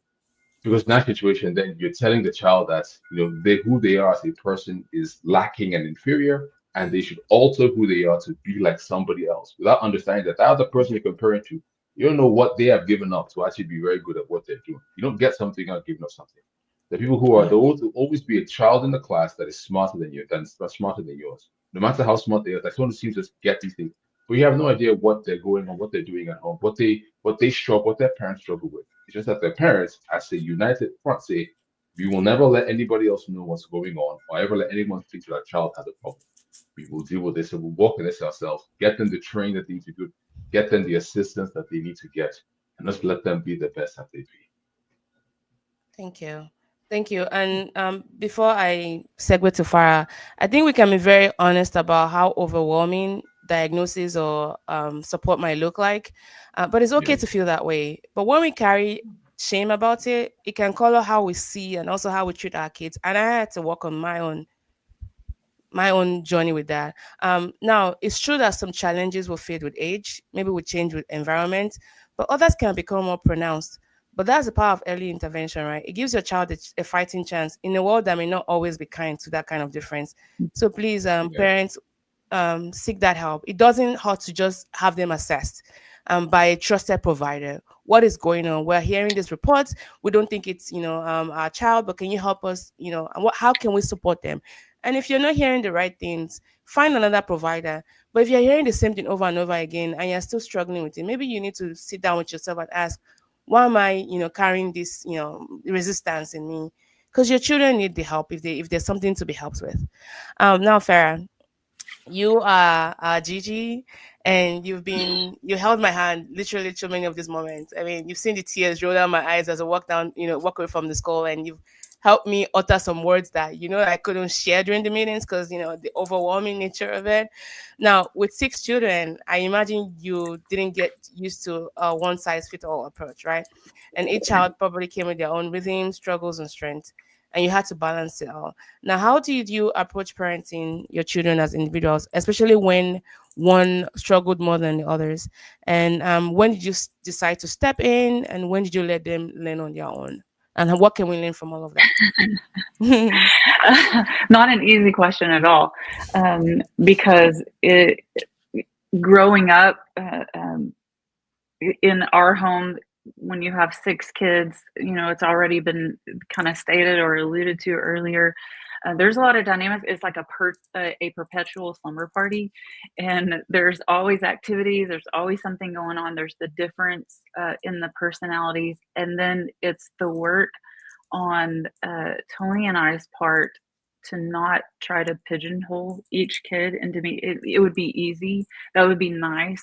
Like we have our standards of guidelines and the framework that we function as a family, but then even the communication with one child has to differ than the other child because of their different personalities. And I'll say this from all the conversation, I so value and appreciate all the things that are being shared, because the thing that keeps stirring up inside of me, I grew up, I'm sure that I'm older than everyone else here on this panel, and the framework of school and community looks very different than it does today. And we did live more in that community framework, and there was a lot more trust of parents with the school systems then than what there is now. Just things looked very different. And even in the classroom, as some of those stories are being told, I flash back to in the first grade, and I always did well in school. I excelled, and there was like 3 or 4 of us. We would get our homework finished earlier than everyone else. And so the teacher would partner us alongside other kids in the classroom, and we would work side by side and help them along like peer to peer. And there was a lot less pressure on the teachers, a lot less paperwork, and there was a lot less focus on the standardized testing, and teaching to this test, which puts a lot of pressure on teachers, puts a lot of pressure on kids, and then that funnels back, into the home. And so I think about that and how it changed when my kids were growing up, and even some of the parent teacher conferences that I would have, and not necessarily that it would be about challenges that my kids were having, but it would be about some of the disciplines that were happening in regard to the whole classroom. And these teachers were overwhelmed. And it's already been stated, like the ratio of teacher to kids. And I think that it's even gotten more challenging in a classroom for these teachers. And I have multiple friends that are teachers, and they see much of the framework and the dynamics that has already been shared of what they're navigating and dealing with, and what some of those responses were. And so we really had to lean and trust on the Holy Spirit in regard to discerning and even listening, being very attentive to hear like the scope of what's happening, because I can tend to be, based on the framework that I grew up in, if there was something going on and the kids are like, I got in trouble at school, I'm like, okay, what did you do? I'll be the first one, like I'm gonna stand with the teacher first, and yet this is my kid and I want to have all the facts. And so, like learning to really listen and slow down. We can live in such a rushed world, and wanting our kid to measure up, wanting, things to hit at a certain level, and them hit markers, and just that pressure to perform. And we also want control. as much control. And I was even thinking about a book that I read more recently called The Cost of Control, and I've recommended that book to a lot of of, of parents, because it is, part of our that framework and that internal struggle. There is this separation worldview, which is counterculture to what God wants us to have, that connected. And so we're all like, fight for ourselves, defend, protect, and we can live life so guarded, which puts us one against the other. The kids, and the teachers against one another, administrators against one another. And really, the work is us coming together as a community and sitting down and hearing one another and seeking to understand. It is not a perfect system. It wasn't a perfect system when I was in school. And while I feel like it was a better system, in many frameworks, yet there are many things where there's been advancement. And we all have to be willing to sit down and work together and not against each other. But often what I see is there's this pressure, there's so much pressure from the top side coming down. And I don't want to get into a whole, everybody can have their own views in regard to that. So I don't want to get into that side of it, but I just feel like we've put so much pressure on each other for things to be a certain way. And if it was a different leader, this leader would do this, and a different leader and this leader would do that. And so what was said earlier is like, we have to show up for our kids and be their biggest advocate and listen and hear and learn, and not try to pigeonhole kids, everybody, into the same framework.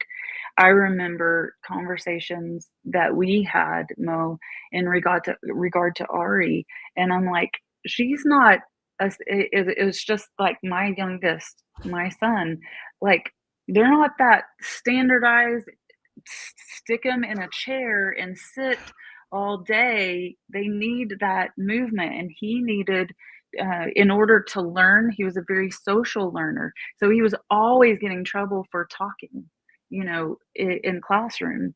But that was the way that he learned, was in this social environment. And yet we want to pigeonhole kids. You come in, you sit down, you be quiet, you work on your stuff, you get it done, and then we'll move to the next thing, and we'll move to the next thing, and we'll move to the next thing. And even in my work, I need a mind break, and I need to get up and move around. I need to get up and move my body. Well, when I was in school, we would have a 10 to 15 minute break in the morning. We had 30 minutes to eat our lunch, and my kids in school, they had 10 minutes, and then we had recess that automatically followed. So if you ate really quickly, you got to go out and have recess, and you came back in, and then you had another recess in the afternoon. And a lot of the schools, they've taken away much of the outside play, much of the recess, much of the things that is helpful and beneficial for kids. They need to move their bodies, and it helps, and I hear this not just from kids and from parents, but even from friends that are teachers, Yeah. And so I just had to give them ways and tools that they could be honoring of what was going on in the classroom, and honoring, of their teachers, and but that also would help them to succeed and thrive individually. Thank you. I don't Thank know you. if that fully answers your question. Oh but no, it did, and a lot more. It did and a lot so more. much stirring inside of me. I did a lot more. I did a lot more. Real quick, as we're running off, I had some questions in the chat, so I'm gonna ask that to you, Fair, and then Dr. Dem had a question. And FYI, I don't think we can give medical advice, but I'm sure she will try her best to answer it. So for Farah, Motsurai wants to know, and thanks by the way, Motsurai, I see you in the chat, and thank you for all of your engagement. She was like, wow, 6 kids. How did you navigate personal life? Example, work life, productivity versus parenting. Okay. Um, well, we definitely worked together as a team. My husband and I, like it was shared responsibility, shared loads. I didn't live with the pressure. I didn't grow up with my parents being at everything, and so I just naturally didn't feel that pressure. I was present for my kids, but I didn't feel that pressure that I had to show up at all the little things and events. And we made sure we our kids were active, we were active in the community, in our church, but we definitely brought community around us. We built relationships. So when my kids were in dance, when they were baseball, tennis, track, all the different activities that they were involved in, we built a community around us and shared, because we did have so many kids and we couldn't, even with the two of us trying to go to as much as possible, there wasn't enough of us. And so we had aunts, and not necessarily that was actually biological family connected to us, but we just grew community and aunts and uncles and bonus grandparents, because we didn't, when we moved here to Oklahoma City, all of our family was in eastern Oklahoma and in Arkansas, and we didn't have them around us. And so we knew very quickly we have to build a community to help us, to show up and cheer our kids on when we can't be present there. So it was a lot of a give and take, and there was, even moments where I would sit and I would feel an internal struggle and that tension, am I doing enough? Do my kids know for sure, that I support them, I champion them, I love them, even though I can't be all the things. And I would always have to remind myself that that can be a cultural pressure that is put on. It's not a reality. And encouraging them, you always knowing who you are, that's what was stated earlier, like being confident in who you are, and you always have people that are there for you and that are there with you, even when mom and dad can't be present. And that's the reality. Like we're training our kids to grow them up. We want them to fly. We want them to go and do their own things. And if everything, even along the way growing up, is about them doing well based on whether mom and dad are in the room or present with them, then that can create a challenge and a hardship for them. Yeah. Thanks a lot. And to be clear, Farah, you were not a stay-at-home mom, were you? I was not a stay-at-home mom. Yeah. No. And I never, the reality is I never desired to be a stay-at-home mom. I had plenty of friends, that did, but it was not something that, One of the questions came in like that. Matura, you had a question about parenting style. Afolabi already answered that, so I recommend you do a replay. Now for them, how can one manage ADHD without medications? Well, my philosophy is pills don't teach skills. Ooh. Okay, that's what I said. My pills do not teach skills. So ADHD, when it gets to that point of being impairing to some degree, is that there's a skill deficit that this kid has, right? The main thing with ADHD, because the name, I don't like it because it makes us think that it's just about being hyper or being inattentive. ADHD is what we call executive function issue, meaning that I don't plan well. I don't know how to use all my energy, my attention, my thinking, my reasoning. I'm just kind of like disorganized with that, right? And for the most part, that comes with time. Even a person that does not have ADHD, that executive function is like the last quote unquote milestone that fully matures. Executive function does not mature till you're in your 20s. How do I figure out now? I have to today before I jumped on this Zoom, I went to the grocery store and I was like, oh my God, damn, you have 45 minutes. And I have ADHD, undiagnosed in Nigeria, until I came to America and realized, that's why they kept telling me she could do better. She talks too much. But I went through med school, undiagnosed and unmedicated. I feel like I could have been Einstein if I got on my meds earlier. That's just me personally. But anyway, the way you're shaking, Dr. Dem. So meds are not the only answer. When I have Mhm. parents come to me, and of course my lens is a little bit more particular, because I see quite significant cases of everything. So I tell parents that ADHD medication is like the glasses that I'm wearing. I've just taken off my glasses now and I cannot see anything. Okay. I can see that there's things on my TV, but everybody's face is gone, right? I can't read any text that on my screen right now. So if I can work hard without my prescription, I can squint, come closer, put lots of effort in. You can get by that way, right? But that's a lot more work that you are now expending. You're not efficiently using your energy and your skills to access to engage, right? I put on these glasses and now I am better able to work. But if the glasses are Mo's prescription, might not be appropriate for me. If it's my sister who is legally blind almost, definitely not appropriate for me, right? If I wear her glasses, I'm going to have a headache. I still cannot see, and you haven't made my life better. So the prescription has to, whatever your meds you're giving, has to truly be what is effective for this child.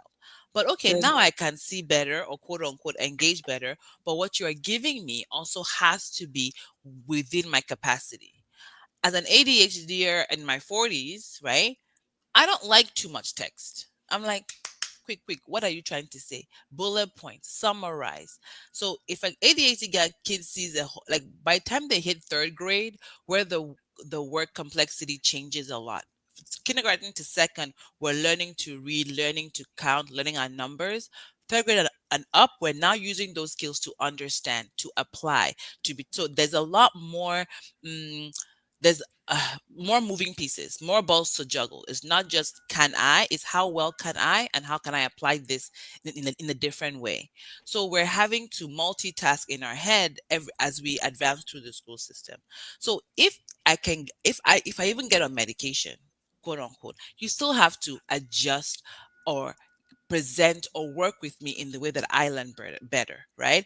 Yeah. Farah's kid, who was the kid that was more Farah, visual. Luke. her son. Uh-huh, Yeah, yeah, yeah, exactly. yeah. So more manipulatives, more pictures, more images, more dynamics, get up and move, learn as you move. Those things are necessary. The pills medication is only 20% of the lift, right? It can be helpful, but I tell parents, if you don't want to do medicine, no problem. No problem. But everything else we got to do. So you Yeah. cannot come to me in 6 months and tell me that nothing has changed. Okay, so what are we doing? I have Mm, option. Talk to the school. Get on the five. Do something. I give books. I give modules. I'm like, are you a book person? Are you a video learner? What learner are you as a parent? Because this child is 7. That they will not go and magically learn by themselves, yeah. right? We as the parents are the ones that have to keep the uh, work, effort, practice, all that kind of stuff, right? Yeah. So you have to show them these tools, and then with success with some of them it becomes habit. But Mm, kids don't build habits, just they'll build like haphazard habits. So there is work like that. So pills can be helpful, but I tell pills do not teach skills, and this is a skill deficit. So we have to work on that. yeah, yeah. And I totally just love all of your responses. Even as a pharmacist, I would say pills might end up being the easiest way out. A lot of work is just from some of the skills and all of the support you need to know. Like for our daughter, I know that one thing, time blindness. If I'm in a hurry, I cannot put that pressure on her. So I have to give her like 40 minutes to get herself ready for school. So what does that mean? I have to get up early and help her like get ready. If I'm in a hurry and I put that on her, we're not gonna get things done. She's not the kind of child who's gonna sit down for 3 hours. We do private tutoring for her right now. 1 hour, she's max, she's done. You ask her one plus one, she's gonna look at you. I don't know it. She knows it, but she's just after 1 hour, she's done. So I'm not gonna say, oh no, you have to study because that's how I was taught in Nigeria. We don't have screens. And even the screen issues, my daughter has been used to using screen, as a way of entertainment. But in school, they use that for teaching. So having to like bring that all round and be like, no, this is not a play tablet, this is a work tablet. That has been a struggle. Okay. This is my one of my rounding off questions, and I want everyone to answer it if you're able to. This is one of the struggles I've had, and I haven't done it the right way. So we know that we want to provide context to the teachers for them to support our kids, right? So whether it is about what they might support they might need, we let it slip that Ari was fostered before she was adopted. And then during one of the many encounters we had with the school system, one of the administrators has said, "Oh, you know, children from foster kids, they do blah blah blah." Oh, I'll be real. It didn't sit right with me, and we had the opportunity to just call them up and be like, "Can you hear what you're saying and how this bias is coming?" Rather than you making assumptions about my child, why not ask? So my question for you panelists, for the panelists, will be this: how do we balance, between advocating for our children and protecting their dignity, but not oversharing? Because the fears a lot of us in our community have is that those very things that we share about our kids can be used against them, you know. And in my case, I let it slip that she was fostered, and there came all of the assumption, oh, maybe this, maybe man, please calm down, okay? Ask rather than you assume. So how do we maintain that delicate balance without oversharing, but at the same time providing the right information that can provide the support for our kids, with the premise that teachers want to do right? Wink, wink. I can go first and I'll answer that as a parent, and I'll answer that as someone in the school system as well, because I've had the opportunity to be in the school system and see how kids are labeled. So, as a parent advocating for your child, you know your child. Okay, like I'll use my son as an example again. We were opportune to change schools. We prayed about it. We knew we wanted a change. It wasn't right at that time. And we had the opportunity to move houses. And the way Canada is, you go to school based on where you live for public schools. So he changed schools. And we prayed, like, okay, God, I know we need a change for this boy. I want the right teachers for him. And luckily, the school we changed to still public, but smaller population. And his teacher in grade 4 was just like an answered prayer. The teacher is firm, very firm. My son will come and say, "You're being unfair." And his teacher will say, "No, Fefe, I know you. I know you can be a leader." And he's been hearing you can be a leader from different places. And now the teacher's saying it to him again. I know you can be a leader, right? So I'm going to push you to be a better you. I don't want you to be like the kid who gets 10 minutes out, who gets this, this, this.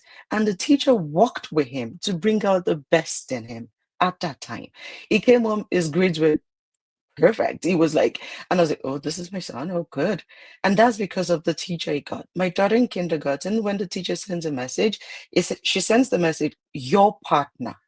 And I loved that word. And yes, I was torn between, should I let this teacher know we're coming from a school where he's been labeled as too emotional?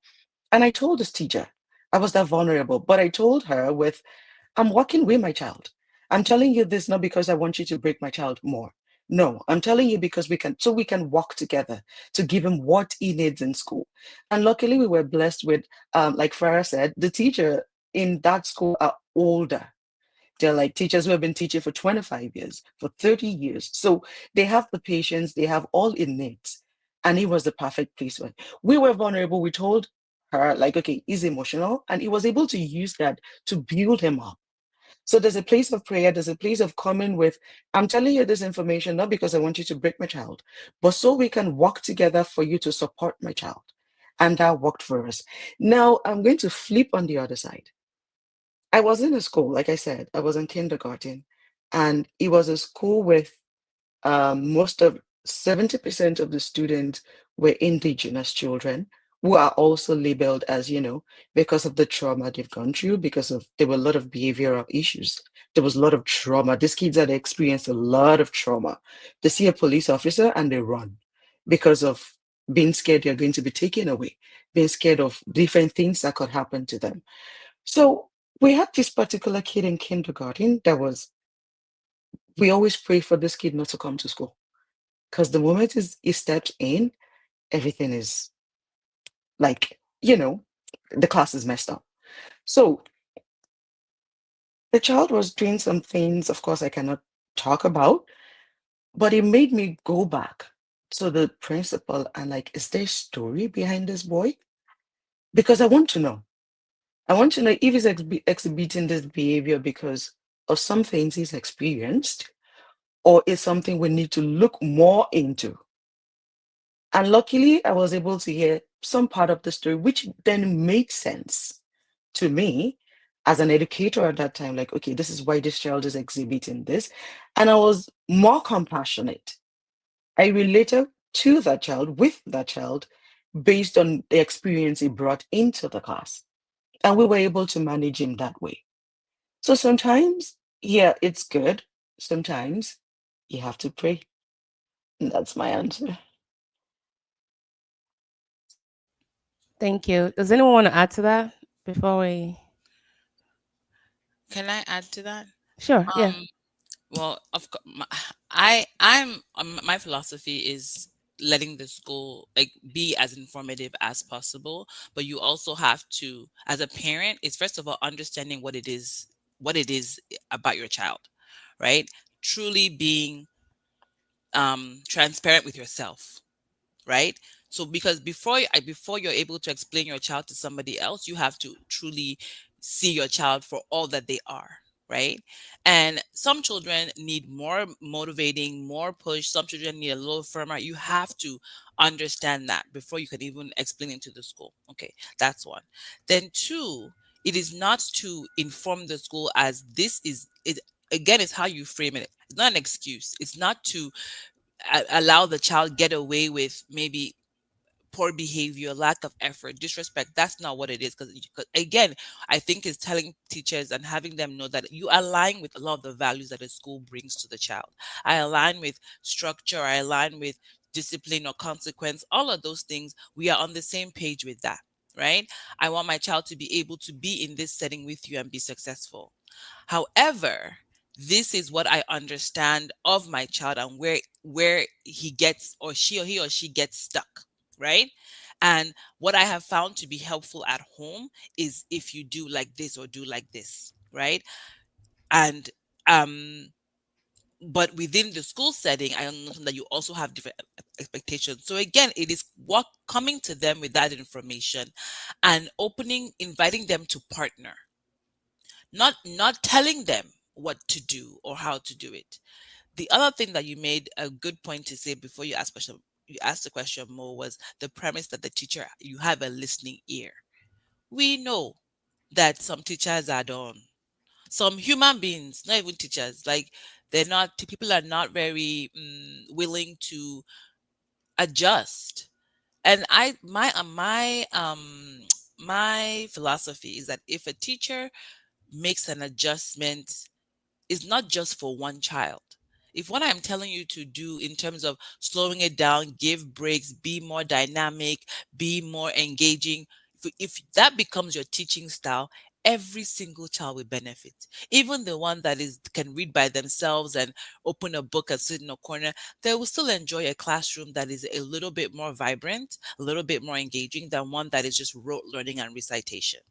So what I'm telling you is not specific to my child alone, is that this is ways that we can add to your teaching that is helpful for my child for sure, because I've seen this, but I don't think any other child will reject that kind of teaching. That's one. Shala made a point about older teachers, younger teachers. Because I worked so much with so many, I've been Oklahoma, I did Edmond, Broken Bow, Tulsa. I've in Texas, I see kids from El Paso, 8 hours away to next door. So I'm exposed to schools, private, public, charter, all that stuff. I have found no consensus as to which seems to be better. My current feeling is my older teachers are actually more burnt out than my younger ones. But my really, really young teachers don't quite know what they're doing either. So it's like, what do we find? Experience is what we need, but it all depends on where.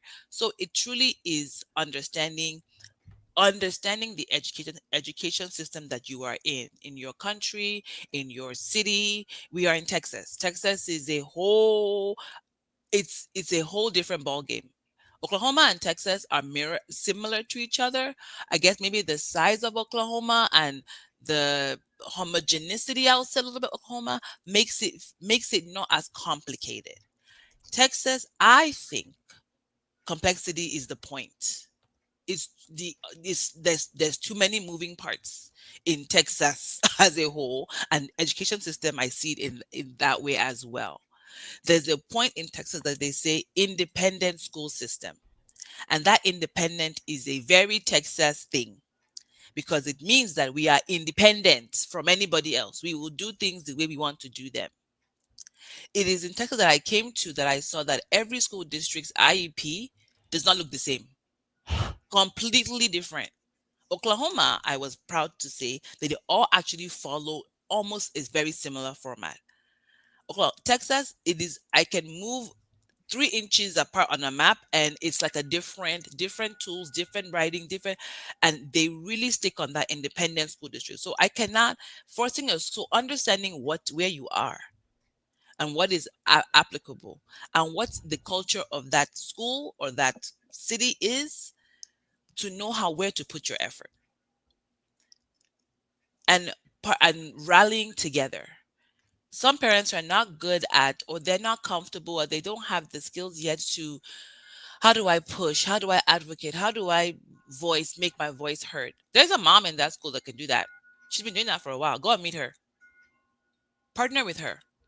Because numbers will get you there, right? If you feel like you are not heard, one parent, by the time you have 15 parents banging the same drum. I had a mom that went to the town hall, no, the school board meeting that happened to be on the, I think the news came that day. So she had been ringing this drum for a while. Autism child delayed, but not as bad as you would think. But they were just kind of shifting the kid back and forth. She happened to be sitting in that. She went for every school board meeting and stood up and spoke, and it was televised. And there's no way that the school district can now cover because it is out in the public. So if me as a mom, I'm too shy to do that, I will stand behind her. I will sign a petition. The mom that is speaking says, I have with me on this paper 20 other families that have signed and said similar things, and we were seeking an audience. So now you have 21 voices or more. So that's how I say to speak about your children in the school and how to um, navigate that issue. I hope it helped.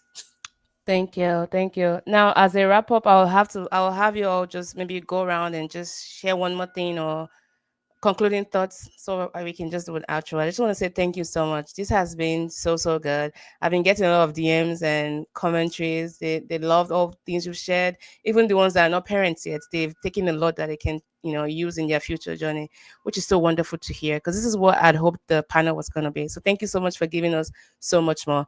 So as a way to just wrap it up, I'd like for you all to just go around and just maybe share some final thoughts. Maybe start with Millie. Okay, yeah, sure.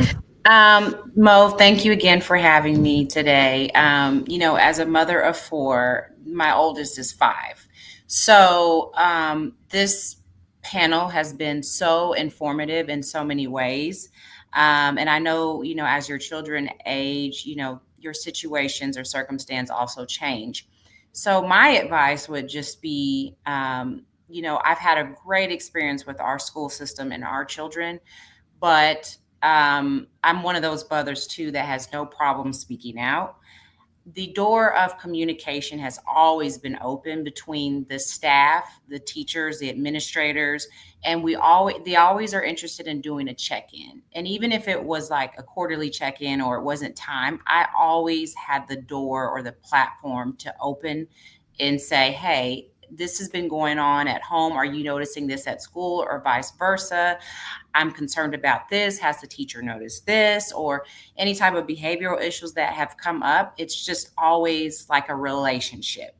But you also have to have the trust to have a relationship established like that. Because I know initially when my daughter started pre-K, I was concerned about autism. I knew she was quite young to put a label on her, but I also wanted the teacher to be aware that, hey, if you notice the things that I've noticed at home, let's work together and figure it out so she can be successful in school.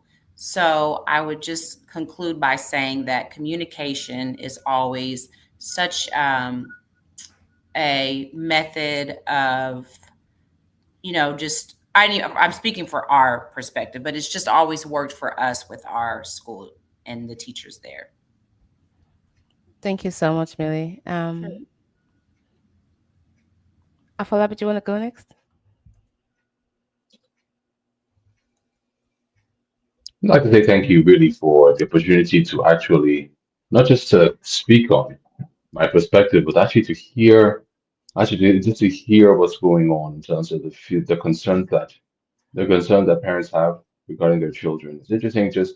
I really just, I really would just repeat that. Just the importance of togetherness with the parents. I think it's actually a very important thing to actually allow children to move forward.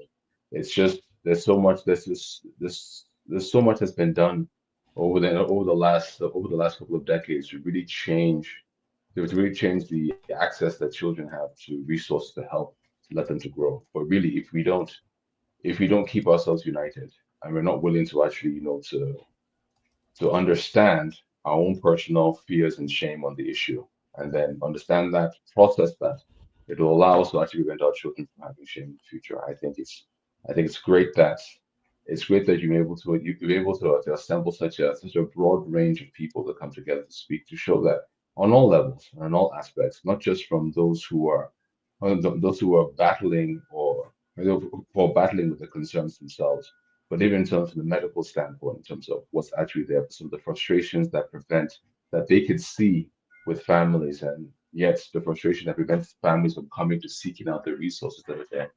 I think it's I think it's enlightening. So we see that it's not just that whatever hesitation we have, whether as a father, as a mother, whether it's as a child themselves, whether it's a medical professional, that those frustrations and those fears and the worry about whether what we're doing actually has an effect, whether it's too late or not, is something that it's not just unique to us, but it's a shared fear that we all have. And hopefully, that is just something that inspires us to continue to move forward and take those tough steps. To understand that we work with each other, and to work with each other for the benefit of our kids, so that we can actually have a much more fulfilling, a much happier, and a much more qualitative life experience. So just Thank you so much. Thank you. Shola, and then I would say Farah, and then Dr. Dem. For me, what I'm taking from here is one way or the other, we all talked about partnership. Farah talked about partnership with God and your community. You can create that community for yourself and for your children. Afolabi talked about partnership with your spouse. Partner with your spouse to work with, your children, partner with, and Dr. Dem said partner with the teachers. And Millicent said partner with your kids. So it's a partnership thing with different people to achieve an overall goal for yourself and your family. Thank you. Farah? I just want to say thank you. I feel so honored to be able to be a part of this conversation. I walk away taking so many things and feel like I'm a better person because I know we need each other to do life well. And so exactly what you were just saying, Shola, like we need to live and do the hard and deep work to live connected and help our kids to see that as well. Clear is kind. And that's a Brene Brown quote, but I think it's so helpful.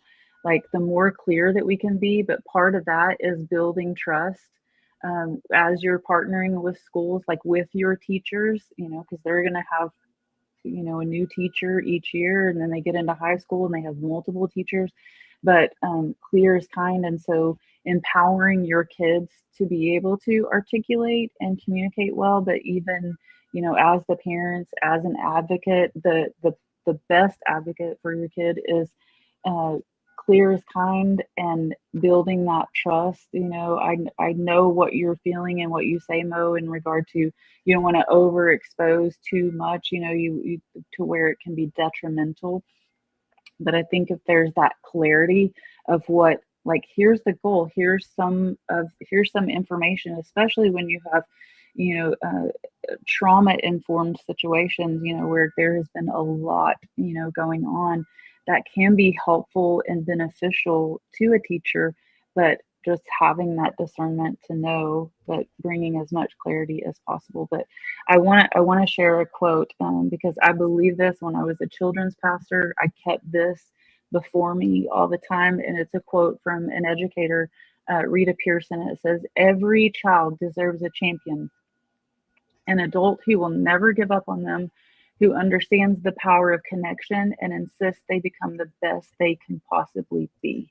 And they need that every phase along the way as they're growing up and becoming who God has created them to be. Thank you so much. Last but not the least, Dr. Dem.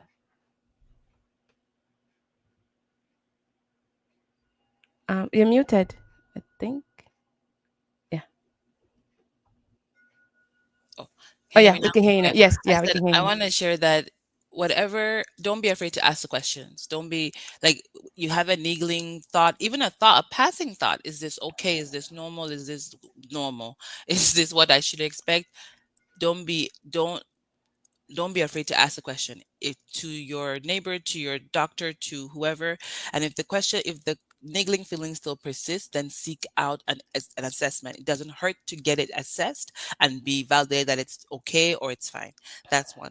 And then we've talked about, I tell my parents that the school can only do so much. The school is working to a different agenda than you as a parent. A school is okay if your child is getting a C. A C is a pass, right? A C is a pass. If the kid's getting a C across the board, socially, academically, all that, then they're fine. They're not going to push your child to an A. Even you as a parent feels that they're an A student. Mm, right? So you have to, and it's not them being indifferent or uncaring.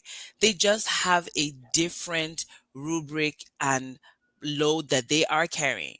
So you also have to partner with them and know, okay, I need to put in some work in this situation if this is the goal that I want my child to achieve, right? But it is not working against each other. It is understanding that they are lifting the load from 8 o'clock to 3 o'clock. So I'm going to give them the best version of my child that I can do in my home, so that then they return me a kid that they have added to. So it's added value along the way. And if you feel, and then knowing what is your right and your power to do. If the school truly is not bearing their load correctly, then use your voice. There are laws, there are laws protecting you. I do not promote an adversarial um relationship, but if we have to go there, we will go there.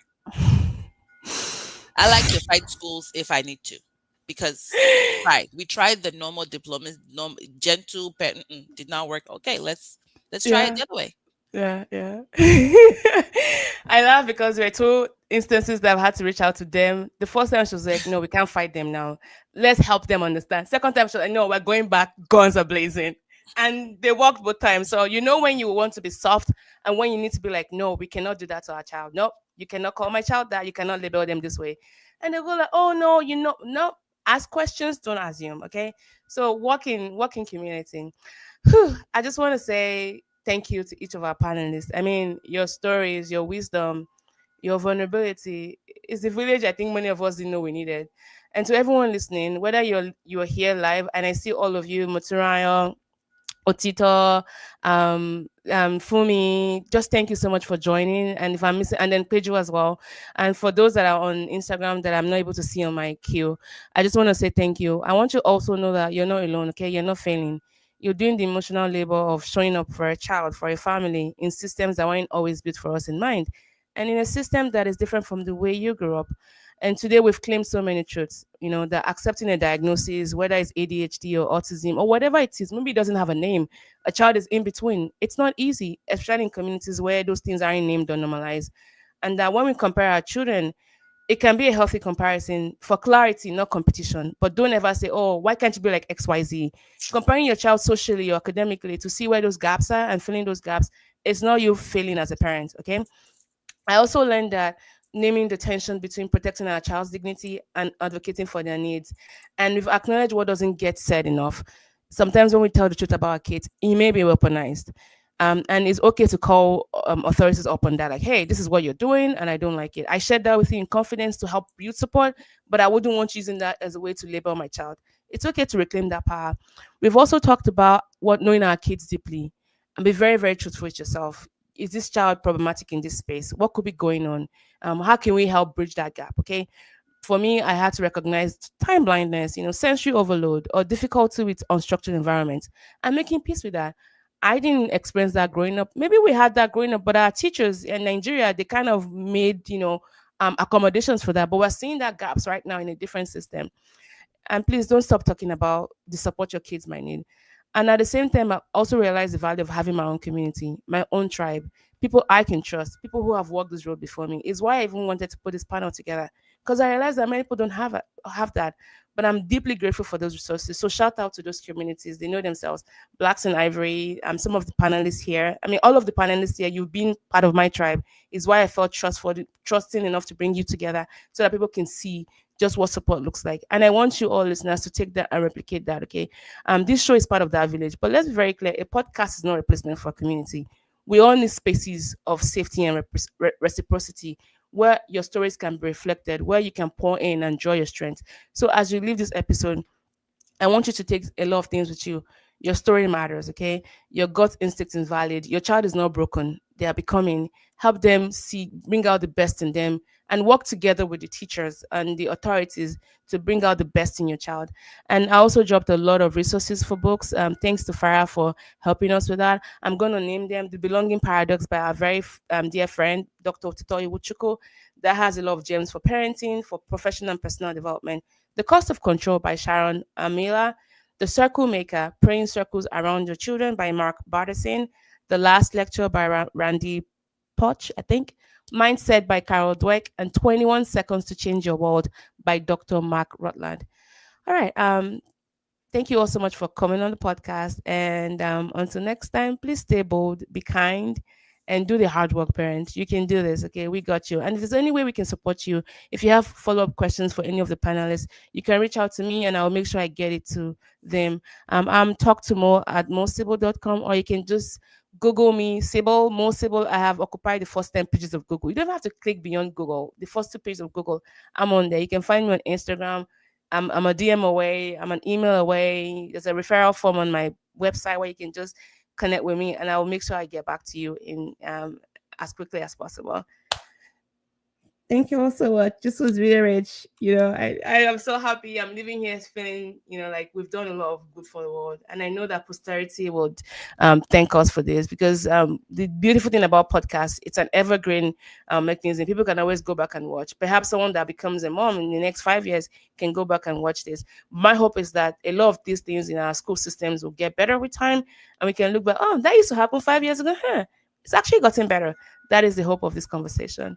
Thank you all, and I'm sorry for the connection snafu we had in the beginning. I don't know what happened, but I'm glad we squared all of that away, and this ended up being very beautiful.